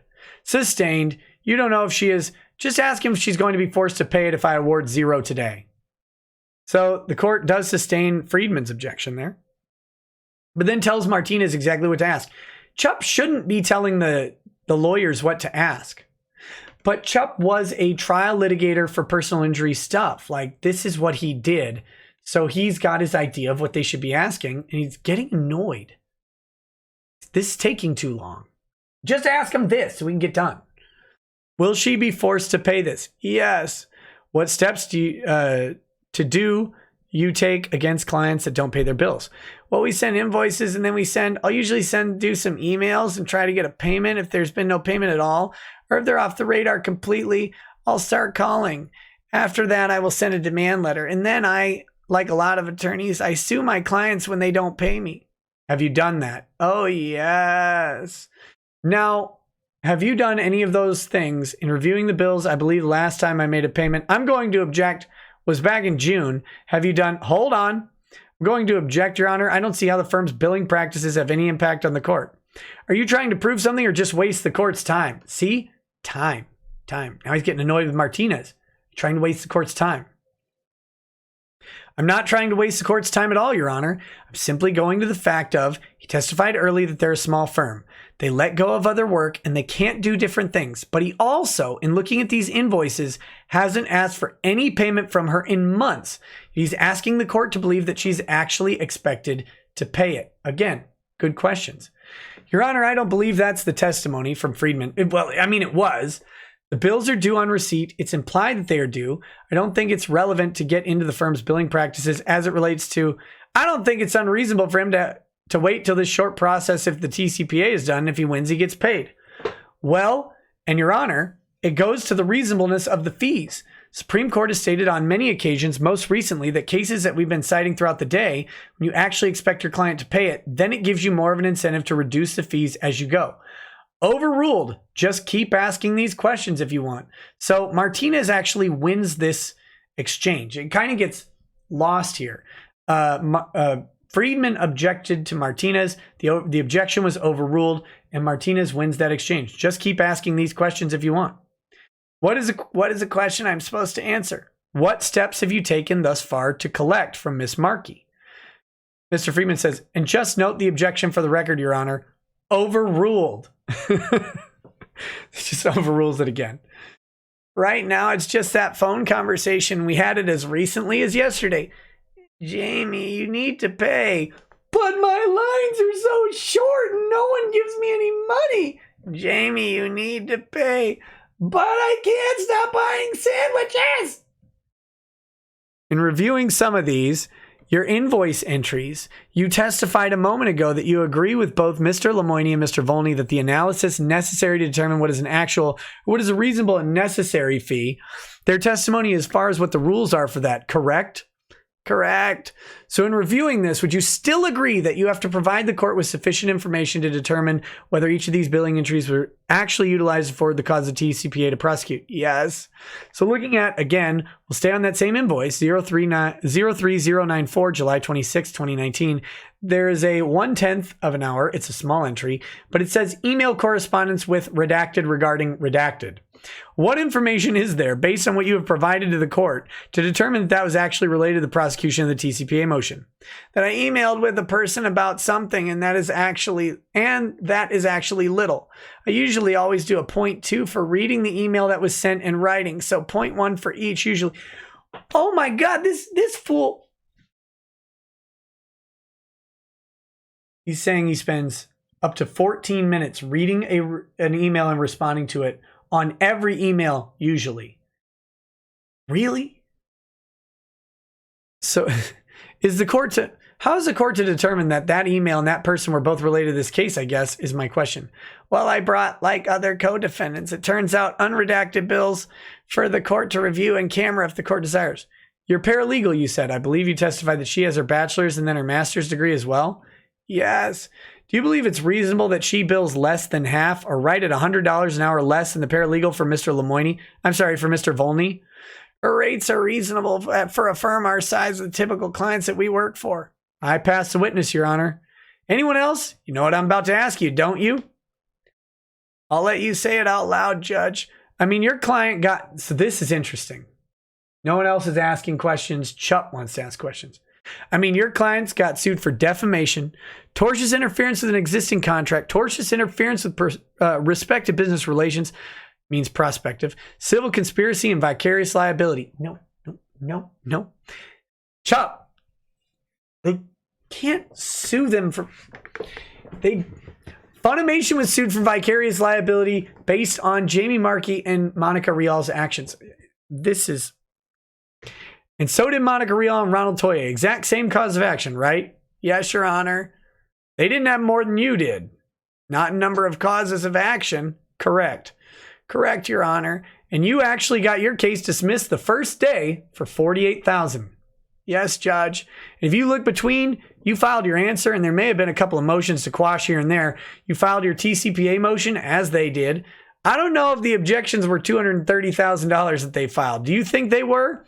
I haven't reviewed their bills, Judge, but so how is it possible that you could do this case for $48,000 and it takes, and you've never done this before, right? Correct. You've read about them. Yes. Yes. And he's an expert back there on these And it took him 288 or 282,000, right? Yes. How's that possible? How is that possible? For the record, courts do get to ask questions of defendants. They do. Now, interestingly, Chupp is asking for his own, he has to award these fees in the interest of justice. So if he wants more information, he gets to do that. He's not representing Vic here. He's clearly not representing any of the other firms here. He's asking questions. There are multiple defendants that are not linked and a plaintiff that all have adverse interests in this hearing. Everybody just wants their own fees, and Vic wants to pay as little as possible. So some nobody mentioned that he was doing the work of the lawyers for him. Kind of, but he's also doing the work of the court here. He has the right to do this. If he thinks that in the interest of justice he needs these answers, he can ask these questions. Absolutely.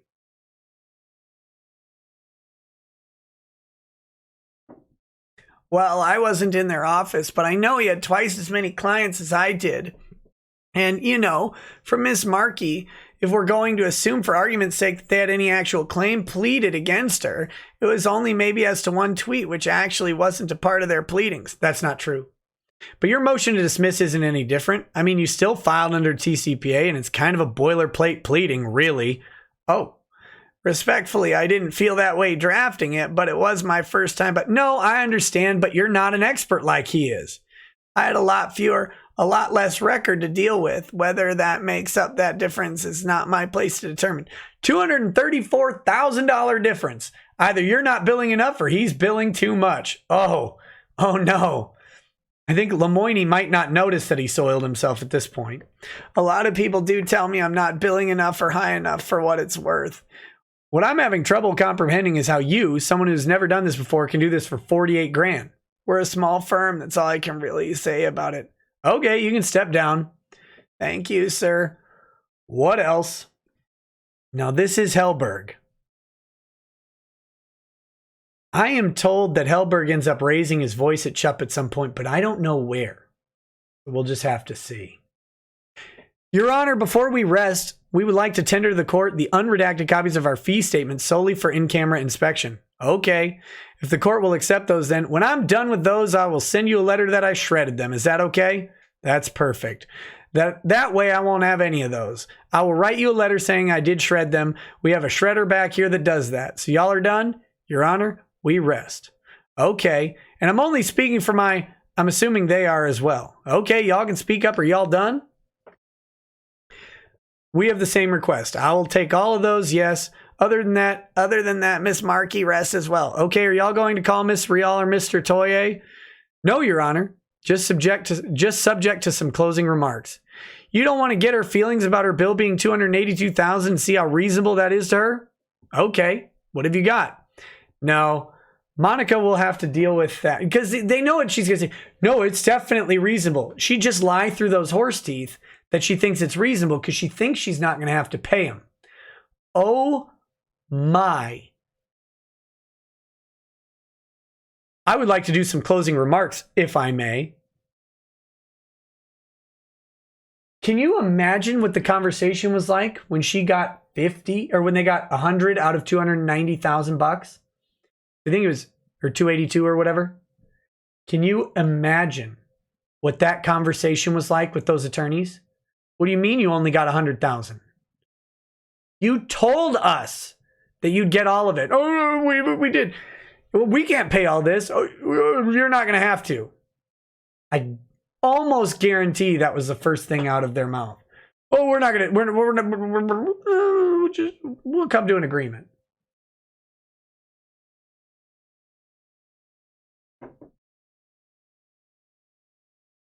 Oh. Anyway. Your Honor, I've got a proposed order. Did I not get that already? Well, it's one that I tweaked during the course of the day. Okay. Have it on a flash drive as well if the court would like it on a flash drive. I don't need it on a flash drive. Your Honor, it's a blank order. in a form that addresses all three defendants, and Exhibit 7A addresses the fees that we are seeking, 7B, C, or 7C, and the court can evaluate that. It doesn't seem like there's any issue on the appellate fees. I know the court didn't raise an issue. I've received the message in the sense that the court has with respect to our fees, with respect to the Real and Toye. I just want to point out a couple of things. One is your testimony that the Wick Phillips firm took lead and was handling most of the activity. And the court you don't have to take my word for it. The court will have the records and has the records that the court can see to deal with the fees that are being sought. With respect to the 009 under the TCPA, statute says shall, but clearly the court has a fact finder reasonableness and necessary. I have always viewed that as it's like 38.001. The court doesn't have discretion to award 0, but the court does have the discretion to the set amount. Here's the thing. I mean, if you brought me a repair bill on a car or something, and one is $48,000 and one is $282,000, can't say those are both reasonable, or that the $282,000 was reasonable. It's the same causes of action. This is what I'm talking about. Chupp doesn't want nuanced, complicated, long-winded arguments, does he? He just compared two legal bills to a car repair. Two legal bills are very different things. Also, two car repairs can be very different things. If one's a Ferrari and one's a Ford, and the Ford's going to cost a lot. No, obviously the Ferrari's going to cost a ton more to repair. Now, I'm not saying that Monica Rial thinks she's a Ferrari and she thinks Jamie Markey's a Ford. But it's not a one size it fits all. And you've got an expert back there on this, and he has never done one before. With respect to dealing with the hours, my rate is $650 an hour. I'm double board certified. That also means my rate at $300 would also be reasonable, or any rate below my $650 rate. The point is, when you're looking at the expertise and the experience that various lawyers have, you have Mr. Lemoine back there who's done a bunch of these. You have me, I've done a bunch of these. I've got 5 or 6 reported cases. But the point is, you have to look at the rate and consider the rate that the testimony supports dealing with the expertise and experience. Just because Mr. Johnson bills out at his rate doesn't mean that someone else with a different level of experience has a higher rate makes that unreasonable. So I would hope the court doesn't look at it from that perspective. Although I know that that is certainly a perspective that one could take. I think Mr. Johnson's firm only spent $50,000. How could Wick Phillips run up a $280,000 bill? Well, I mean, I can tell you that. You've got 3 attorneys on one deposition. We have more timekeepers. We have higher rates, and we spent more time on the file. That's a simple answer. And you got the same result. We got the same result, but we did get a good result. Okay, boomer. Every time Chupp just says okay, it's going to be okay, boomer. And the fact of the matter, well, the court has heard me on that. We'd like to ask the court, the point is, shall ask the court to just fill in the blank on what the court finds is a reasonable fee. I haven't heard any complaints about the appellate fees. I think $500 on a blended rate is certainly reasonable, as testified with respect to the appellate fees. And every indication we have received so far is that they're going to appeal. They've already filed their notice of appeal, subject to the dismissal, but we'll deal with that in the appellate court. The second component that we are asking the court to consider is the sanctions component. And again, what the statute says is shall. I can read it. This is your indication to shut up. I can read it. And we're asking the court to evaluate that and consider what you heard. This is a lawsuit that was filed with, and it was my characterization, whether I'm charitable or not, was filed to shut up the defendants. Again, my characterization. Just my opinion, bro. Court has evidence. Court heard. Court can make its own evaluation.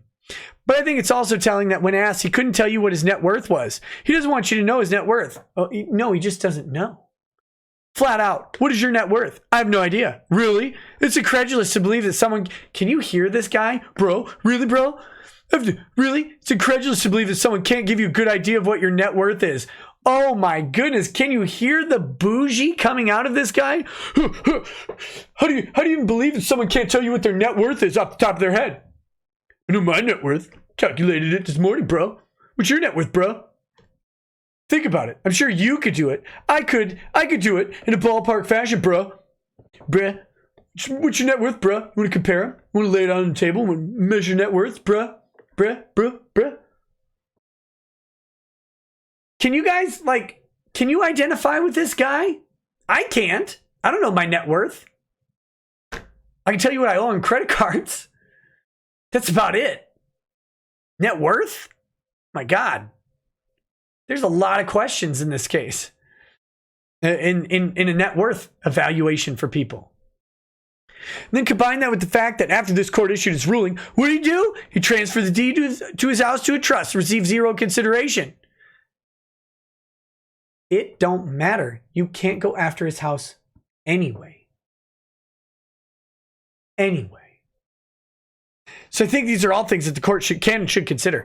And we would simply ask the court to award a reasonable fee for all three defendants and award a sanction that the court deems appropriate. You think the fact that you're alleging that there was a fraudulent transfer of some sort should come into that I should consider that for my sanctions? It goes to the issue. TCPA doesn't try to prevent fraudulent transfer. Correct. And you want me to consider that, though? Is that what you're saying? I want you to not to consider it except to the extent that there's a man who couldn't tell you what his net worth is, and because the whole design is to present him for doing this again, and you heard testimony that he is talking about, or at least the supposition is that he's going to be filing more of these. He said he's still considering it, if I believe his testimony. I mean, I don't think I'm going to make him a vexatious litigant and ban him from the courthouse. Not asking for a, what is it, Chapter 11? The point on these types of cases is to deter someone from future bad behavior. Okay, is there anybody else that would like to say something? Okay, boomer. Just to say that for Funimation, this is only. The form of the order is appropriate in the case, Your Honor. As far as Funimation was concerned, it was really just this one tweet, right? Well, it was two, the one on, and that is really your whole case against you, was about the two tweets. That's what it boiled down to at the end. And 100, what was your number? It's 169,000. There was a lot of steps to get to that result. He did them too. He's pointing at Johnson there, you can tell. Okay, boomer. Anything else? Martinez. And I'll be brief, Your Honor. I don't believe you, Martinez. Okay, boomer. As an initial matter, Your Honor, we do object to the form of the proposed order. Okay, boomer. This is where I think Martinez should have maybe, brevity is good here. He's got a whole page. For starters, on page 4, it states at the top, mandatory sanctions. It's actually a mischaracterization of the law itself. If you read section 27.009 of the statute, A says, except as provided in subsection C. If the court orders dismissal of a legal action in this chapter, the court, 1, shall award moving party its attorney's fees incurred defending this against legal actions, and 2, permissibly may award. Now, he's reading the wrong section here. He's reading the new updated law, not the old one. May award to the moving party sanctions against the party who brought the legal action. Sanctions are not mandatory under the TCPA. Case law will also back that up as well, Your Honor. That's true. Case law does back it up that the sanctions are very discretionary to the court. So the plain reading of the statute states that these cases are not mandatory. In addition to that, Your Honor, the court is to consider multiple factors when looking at what, in this case, I would argue, Your Honor, what, if any, amount of sanctions would be appropriate in this case, as were specifically in this case laid out by Landry, which, am I reading this wrong? The court shall award the moving party court costs, attorney's fees, and sanctions. This is Hellberg. Your Honor, I believe is reading from the revised statute effective September 1st. Are you looking at the new one or the old one? I'll look it up. I think I have to give sanctions based on the old statute. Should the court determine to give sanctions, Your Honor, the proper award of sanctions is whatever is sufficient to deter this type of behavior. How much is sufficient to deter this type of behavior? Good question from the judge.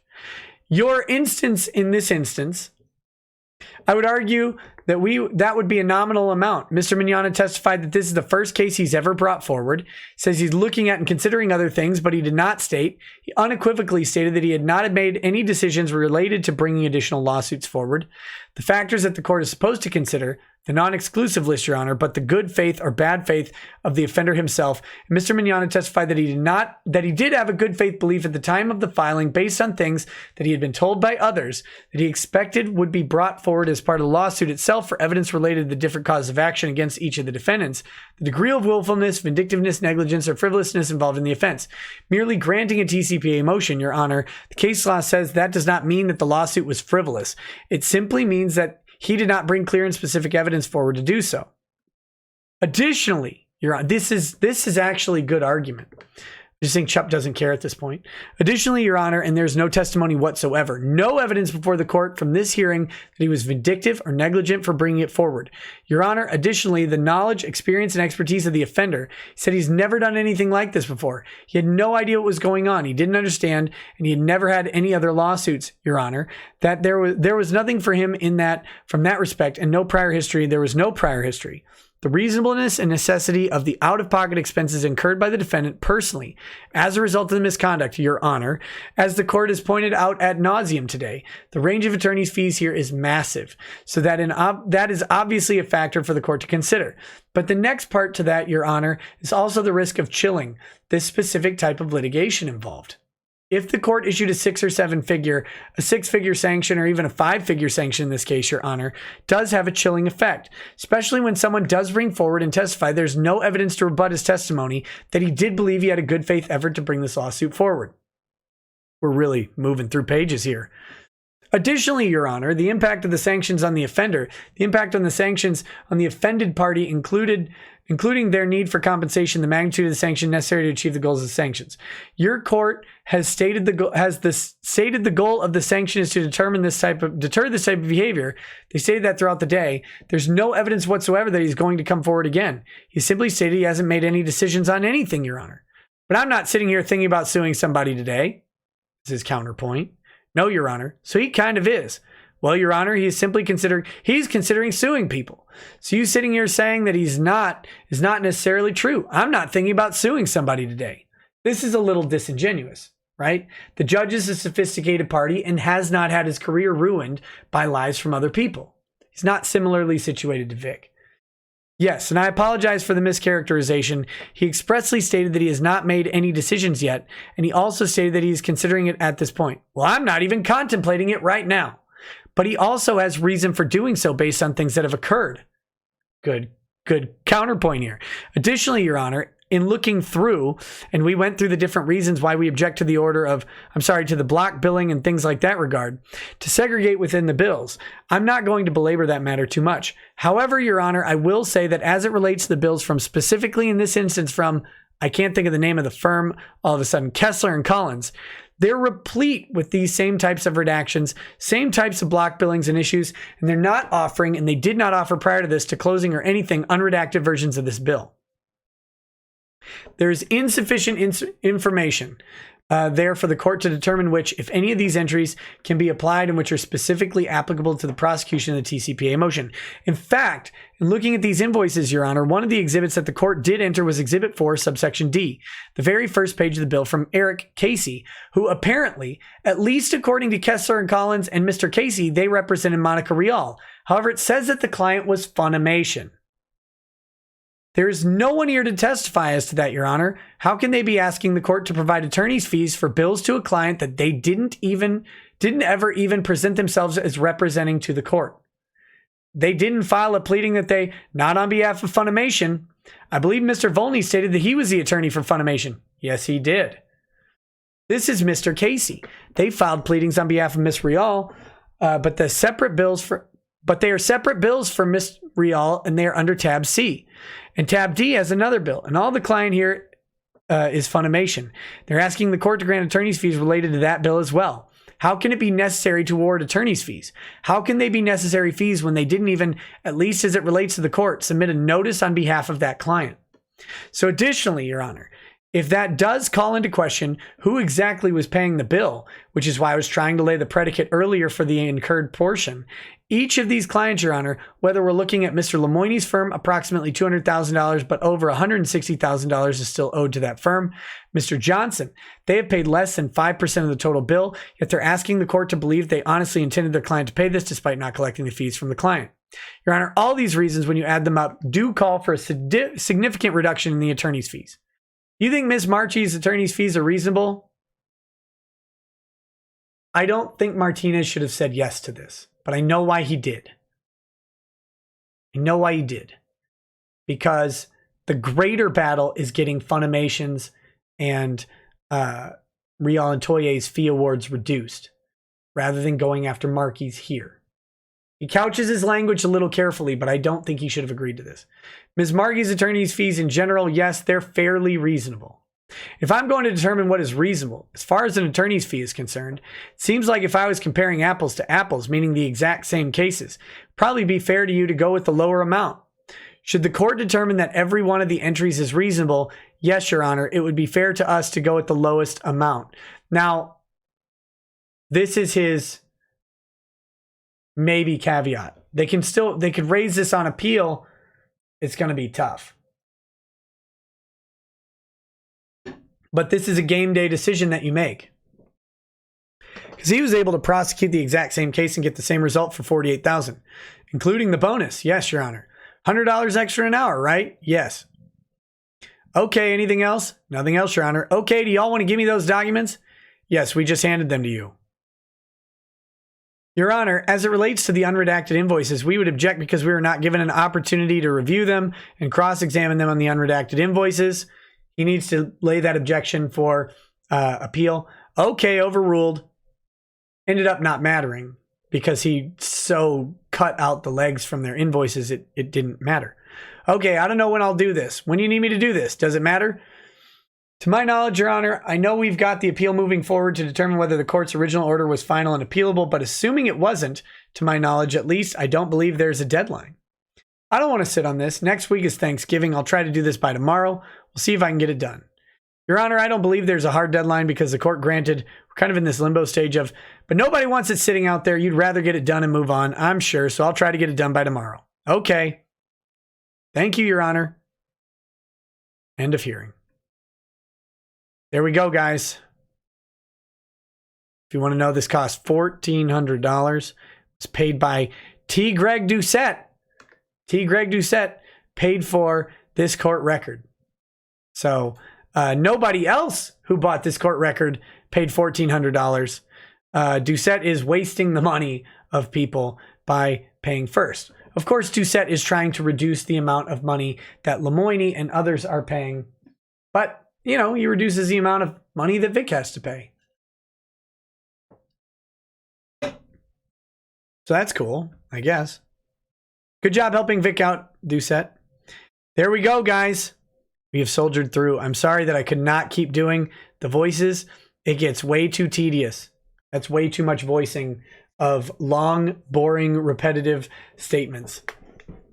Adzuma says, not going to lie, I got lost in all those long-winded speeches. All this begging for money they're doing and Lemonhead's fixation on the GoFundMe is nauseating. Why are all these bottom feeders allowed to have jobs? Because we wrote the rules, man. Lawyers wrote the job rules. Okay.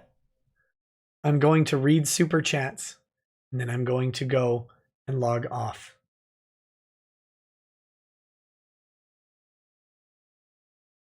Yeah, I mean, the T. Greg on the bankruptcy thing. Should this idiot be collecting money while not paying his bankruptcy bills and paying for something that is absolutely unrelated to any income he will earn? Oh, if I was creditors, I'd be pissed. If I were the trustee, I'd be pissed. If I was his attorney who he's not paying, I'd be pissed. Rosoro says, the appellate court overturns Chupp's decision. Will the defendant still be expected to pay the asked amount on the court record? They got off on a TCPA technicality, but are already charging like they worked a full trial. That'll be between them and their attorneys. That's how this ends up going. What the attorneys bill and then pursue is what the defendants will have to pay. Tell you what, though, Lemoine took $180,000 haircut on this. $180,000 of time that was allegedly spent. That's Wick Phillips's time. Wick Phillips is owed $180,000. If Lemoine doesn't collect it and Monica doesn't pay it and they don't get it from Vic, where's the money, Lemoine? Where's the money, Lemoine?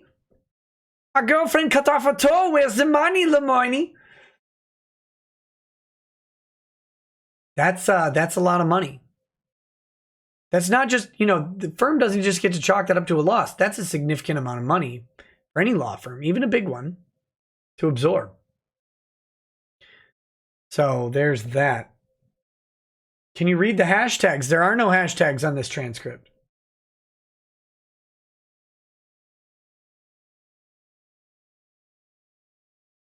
So, nope, I can't. Okay. All right. The Marvin the Martian one. Where's the kaboom? There's supposed to be an earth-shattering kaboom. The Iridium Q-36 explosive space modulator. That rabbit has stolen the space modulator. Hopefully that's a good enough Marvin the Martian. So there we go. All right. I don't know if I'm gonna do Twitch tonight. I might do Twitch tonight. But anyway, if you do peace out during the super chat readings, thank you for watching. I do not think we will have a show tomorrow. It's Sunday. There's nothing pressing that needs to be covered that I know of.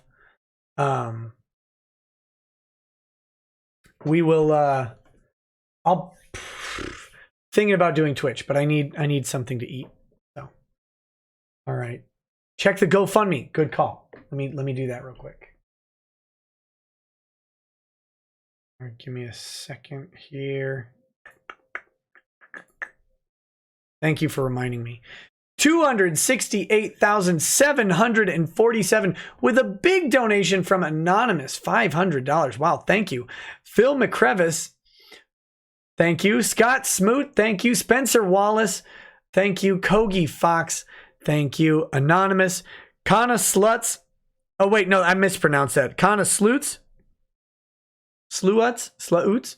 How do you pronounce it? I think there's supposed to be those two German dots over it. Pedro Santiago, thank you. Sebastian Garcia, thank you all for your contributions. We're coming up to 269,000, and that is absolutely astounding. Thank you so much. All right, let's go back to this one, and we're going to do the super chats, and we are going to wrap it up after that. Always wrap it up. Always double wrap if necessary. You don't know where that's been.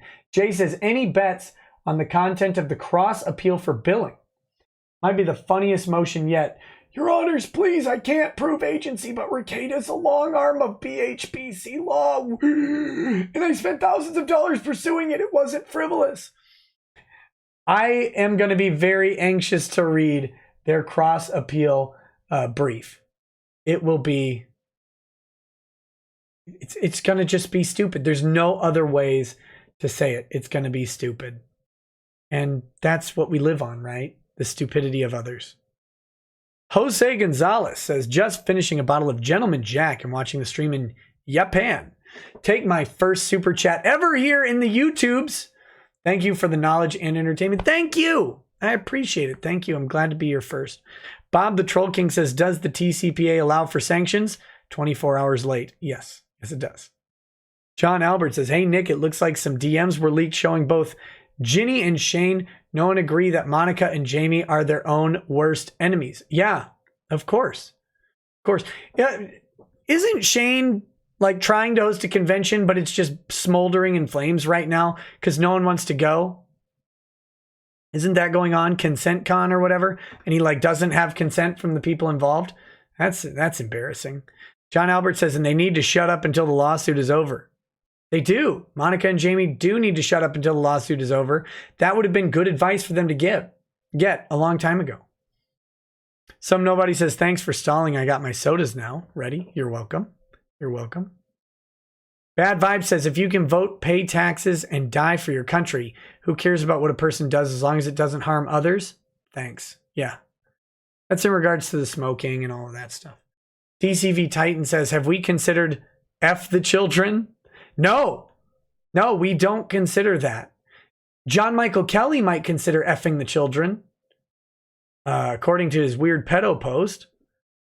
Some people would say depends on the child. I do not. We never consider effing the children. Blue Satoshi says, did a phone survey RE vape bill? Apparently the largest demographic in the area this would have affected was black teens. Make of that what you will.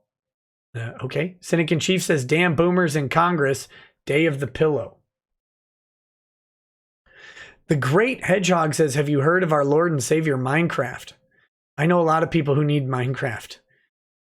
At Zuma99 says, debating if I should make Swamp Beast lemon shirts. What are your thoughts on that, Nick? It's up to you, buddy. Lemon the Swamp Beast. Andrew War Snowboard says the GoFundMe was just Nick Rackets doing something. Lemoine 2020. Skagi Onsai says Nick is slowly adding Yosemite Sam to Chupp. No, wait, that was Foghorn yet Leghorn. Dang it. Yosemite Sam is whinier. I can't do that right now. That's hard. Brooke Williams says, I sent this on Hero A's live stream yesterday. It's basically a Monty Python skit without decent actors. Well, sans Vic Mignogna, hashtag ISWV. Adzuma99 says, honestly, after watching all this coverage, I feel like Nick has become more of an expert on TCPA than Lemoine. Keep it up, man. Hey, thanks, buddy. Elijah Whipple says, Lemoines is another whole level of stupid. Edward James Rodikov Saray says, from Mexico, my guts are mixing beans and beer tonight. Oh, goodness. I can smell that from Mexico. Barb Rogers says, because we love the macaw of law, racket. Hey, thank you, Barb. Some nobody says, and you're a journalist. You're not bound by stuff. That's pretty true. Cynic in Chief says, this live stream is sponsored by lungapes.com. Some nobody says, Lemoine wants to skull puck us. We all heard it. Serial Foxy says, Lemoine, Exhibit 20A, my remaining lung, blow it up. Some nobody says, this is cross exam, right? Only can lead on cross. It's probably direct. I mean, it's his witness, but they called it recross exam. It's weird. Poper Lives 34 sent a here down arrow sticker. Thank you. Matt Schrodinger. We don't know if this is Matt or not. Says Lemonhead lines up to be murdered by the nicest man on the planet. Are we sure this man didn't just take the short bus to work that morning? We're not sure of that at all. Some nobody says, hit the thumbs up button, you degenerates. Like the stream. Thumbs up, like the stream, you degenerates. According to some nobody, thank you. Yellow Jacket SA says, have some money for Kermit voice. I am LAMO. Oh, well, thank you. Some nobody says, we need to get you voice work, buddy. Ask Vic, lol. We'll see. Satanic Potato says, stop, your female voice is giving me a confused boner. Well, that's a job, big guy. Poper Lives 34 links sent a lemon emoji. I don't even know what that does. As Cybertaz says, the more knob Nick takes, the more sultry he gets. Bad Vibe says, we got to sink the thread knot. Vic depends on us. This is supposed to be a song. So hit the deck of running and spin those memes around. We got to cut her down. Rural says, it's not easy being green. It's not easy being green. Stars Girl Forever says, money for your voices. You missed your calling. Oh, thank you very much. Dorby says, Chupp sat patiently through this repetitive BS, but rushed Ty along on material matters he needed on the record. I think Chupp might have been mad that day. Lots of stuff can happen. That's the thing. You never know what judge, even when you know the name of the judge, what version of that judge you're getting. You know, maybe someone killed his dog, whatever. Who knows? Freighter J says, please ask Meyer to write the comic book, The Misadventures of Dickman and Smoot. That'd be pretty funny. Dominic Beasley says, Smoot is one of us. Smoot is one of us. Smoot is one of us. Smoot is one of us. Smoot is one of us. Smoot is one of us. Smoot is one of us. I tried. I couldn't resist. Drink honey tea for that voice. Automata says, wait a sec. Isn't a success fee for a TCPA by definition something you never intend for your actual client to pay? I don't know. Lady Titiana Games. Oh, wait. Titania, not Titiana. Sorry. Lady Titania Games says, I know who not to hire if I'm ever in need of a lawyer in Texas and will definitely search them on Twitter to see if they're involved in pettiness. Urahara Kisuke. TFS Broly. What's your net worth? Mine's pretty big. I don't know what Team 4-Star Broly sounds like. Talents here says, sorry, I had to make the Phil donation for the look on your face. I'll make a real donation later. Thank you, buddy. Bumla 1752000 says, Kana Sloots equals Con Sluts. That's not true, though, because Kana Sloots is a real name and Con Sluts would be a fake name. So there you guys go. Thank you so much for hanging out tonight. I hope you will come watch the next show as well. If you're not subscribed, please remember to subscribe. Please like the show. We're almost at 1,000 likes, 991 by my current count. So 992. So if 8 more people will go ahead and like the stream, that would be great. Also, if you're interested, go watch my little semi-serious video about Trump and his blowing up of an Iranian, as he blew up the Iranian guy as much as Lemoine wanted to blow up all the documents. So very weird to do that. Okay, you can come watch on Twitch in a little bit. I've got to go make something to eat before my throat dies. Something nice and warm like ramen. We need an outro. Oh my goodness, what am I doing here? Let's get that outro playing. Oh, baby. There's the outro. There's the outro. Demon Kabuto 1590 says, what do rich Vikings say? Spent 40K on a Warhammer. There you go. All right, guys. Thanks for hanging out tonight. Enjoy the outro. I will see you probably on Monday on YouTube, but feel free to come hang out on Twitch in just a little bit, and we'll see you there or here or wherever. All right, guys. Thanks a bunch. Have a good night. Peace. Peace.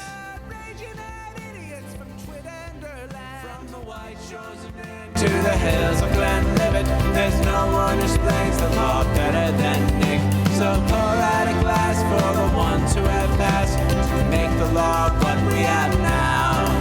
Oh, his lady is fair, and she handles herself with the grace of one who has borne many children. As the wife of a lawman, she makes sure that he has the time and the place to provide for them there. So pour out an Ardbeg, a bow, more a Lafroig. The spirits flow as the ones who get unemployed. So pour out a glass for the tea post on Twitter as we hear Lost Planning tonight. From the white shores of Nan to the hills of Glenlivet, there's no one who explains the law better than Nick. So pour out a glass for the ones who have passed to make the law what we have now. Oh, the guests are all planet folks from Dundee to Drexel. They bring their perspective and spice to the mix. But the reason we're here and the one that we cheer is the one who is showcasing us his career.